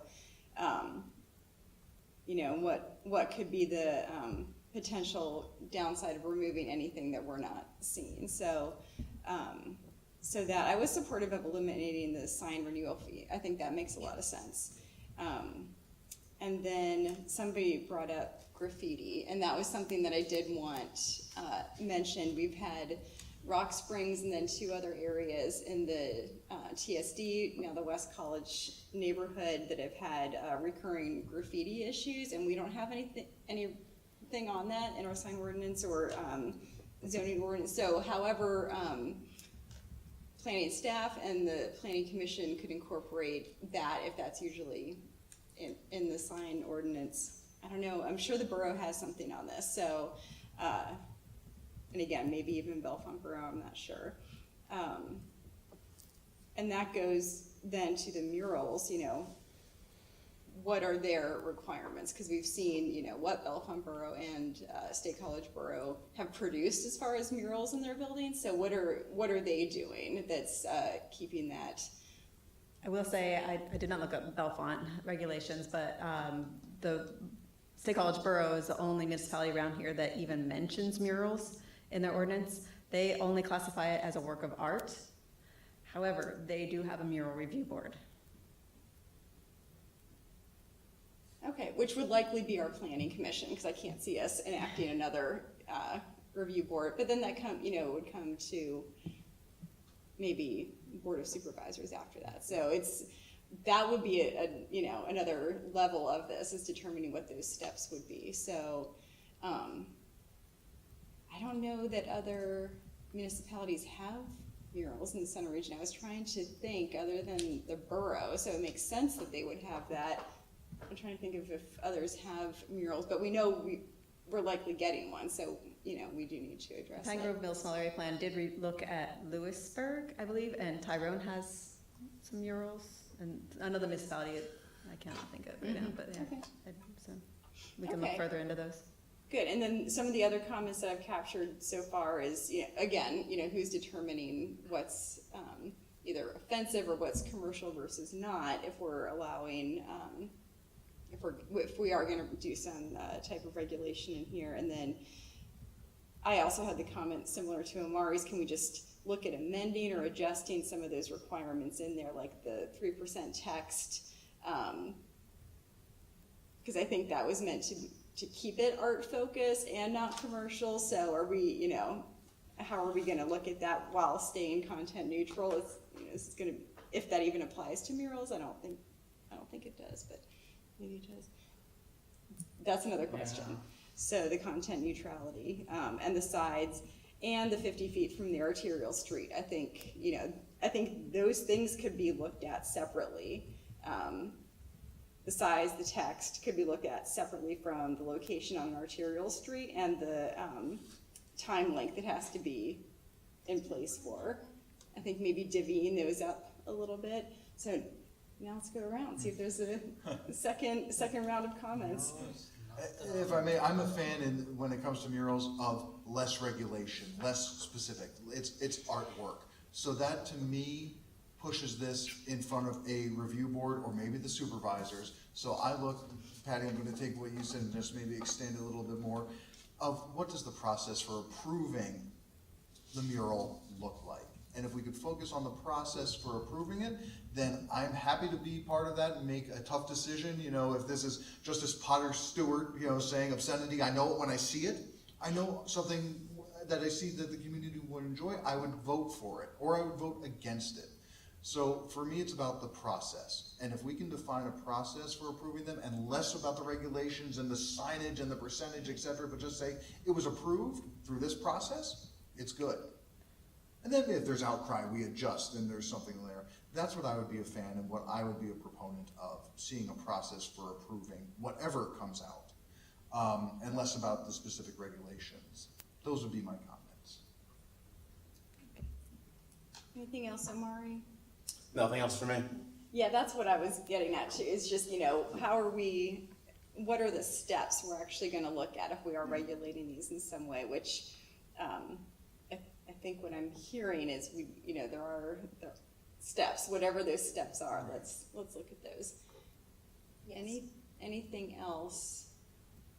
Since we had mentioned window signs, I was just thinking, it would be kind of interesting to see what Ferguson Township is doing, because I noticed, I think Wegmans is like the only grocery store in town where like their windows are like just filled with signs. You go over to Weiss Market on Martin Street and they just have the little post office sign in the window. But they even have a lot of signs on the brick out there. I actually just looked, there was one Google image with like 7 signs on the building. So. And then the last thing I'll say is when we had placed on the work plan for the planning commission to open up the sign ordinance, one of the discussions was looking at the banner placement over Route 45. So I'm curious about where that landed. In the discussion, and you don't need to answer that now, but that's part of the, the referral back. Yeah, It was discussed at the Pine Grove Mill Small Area Plan, and it ran into PennDOT regulations, and it kind of stopped there. There's limitations on where you can place a sign or the banner. You can't attach it to utility poles, and that really limits where a banner over Route 45 may go. It would So have to I be believe, on private property. yeah, that too. Well, and if I may be close to that, I think some of the conversations were who owned the poles. There were West Penn poles and there were Verizon poles and everything else. But if I recall correctly, it could be affixed to a pole. You just needed permission from the pole owner to use it for those purposes, but then it had to meet the PennDOT regulation on height above the road, etc. So I recall walking with township staff to look at potential areas where it could be affixed to maybe Pine Grove Hall, for example, and a pole across the street, but who was going to contact the pole owner, be it West Penn or Verizon, for example, and who actually owned the pole. That was where the conversation, I think, ended. Okay, I think you're right. So that'll be a separate matter, but I think in our idea of opening up the sign ordinance, it was to make sure we weren't doing anything that would prohibit that in the sign ordinance. So I guess that would just be one thing to check. And then back to the final thought, the political signs. I think we did discuss the planning commission maybe looking at the number. I'm trying to recall when we referred this to them in the work plan. So I'd be curious on Yeah, that. they briefly talked about it as far as whether allowing 3 signs on a property interfered with first right amendments. They deferred to the solicitor's opinion, but they had no problem with 3 signs. Okay, well that does answer that, because the solicitor had said it was fine, and so we had just included that in our referral back for a consideration if the planning commission had suggested doing something different. So The planning commission was looking for some clarification after their first discussion, and they wanted to better understand if the township solicitor had reviewed the letter. Oh, yeah, And we provided that, Yeah. so I attended the planning commission meeting, and I provided the clarification that the solicitor had reviewed the letter. And I provided clarification that the ask here is for them to review and consider what, if any, proposed changes. And so while they did get clarification that the solicitor reviewed the letter, I think what we can do is follow up with the planning commission and say, with that knowledge, do you have any comments or Yes, that was proposed, right? And so That we was just, the ask, yeah, That's what we exactly. follow So, okay, so now that they're clear on that, it was not, we weren't asking them a legal question, just, for their input on that. Okay, very good. So that was a lot of notes, and comments. Signs are big, and complex. So, we will look for a motion here that refers this back to the planning commission for continued discussion. This is Patty, so moved. This and that, I'll second. All right, any other discussion? And if not, all those in favor, please say aye. Aye. And any opposed, say no. All right, thanks so much, Christina. Okay, we'll go to communications to the board, if there's anything anyone wanted to share. I just had one, it was about just some feedback, and I know they shared it with staff too, about Suburban Park and some of its amenities and their thoughts on things like that, so, anyway, that was the only one that I received a communication from the Western Pennsylvanians for Passenger Rail president. They were, their board member, them and their board members had saw the Center Daily Times article regarding the COG passenger rail study, and they were just sharing some feedback and insights that they have from their end. So, and then I had 2 communications regarding matters of personnel. Very good. Anything to share? I had communications related to personnel, Rock Spring Waters, reserve parking in Pine Grove Mills, parking in general in Pine Grove Mills, and workforce housing. All right. Anything else? Similar. Yeah, I had similar stuff going on. Okay, if there is nothing else, I'm looking at staff and the board. If there is nothing else, I will take a motion to, I'm sorry, I will note the calendar items. I was looking at them. I know what they are. I was reading. I did want to note that the offices are closed on Labor Day, September 2nd. So, and there were a number of meetings listed here that are also indicated on the calendar on the website. So with that, if there is nothing else, I will take a motion to adjourn. So moved. And I will second, and we are adjourned. Thanks so much, everyone. Thank you.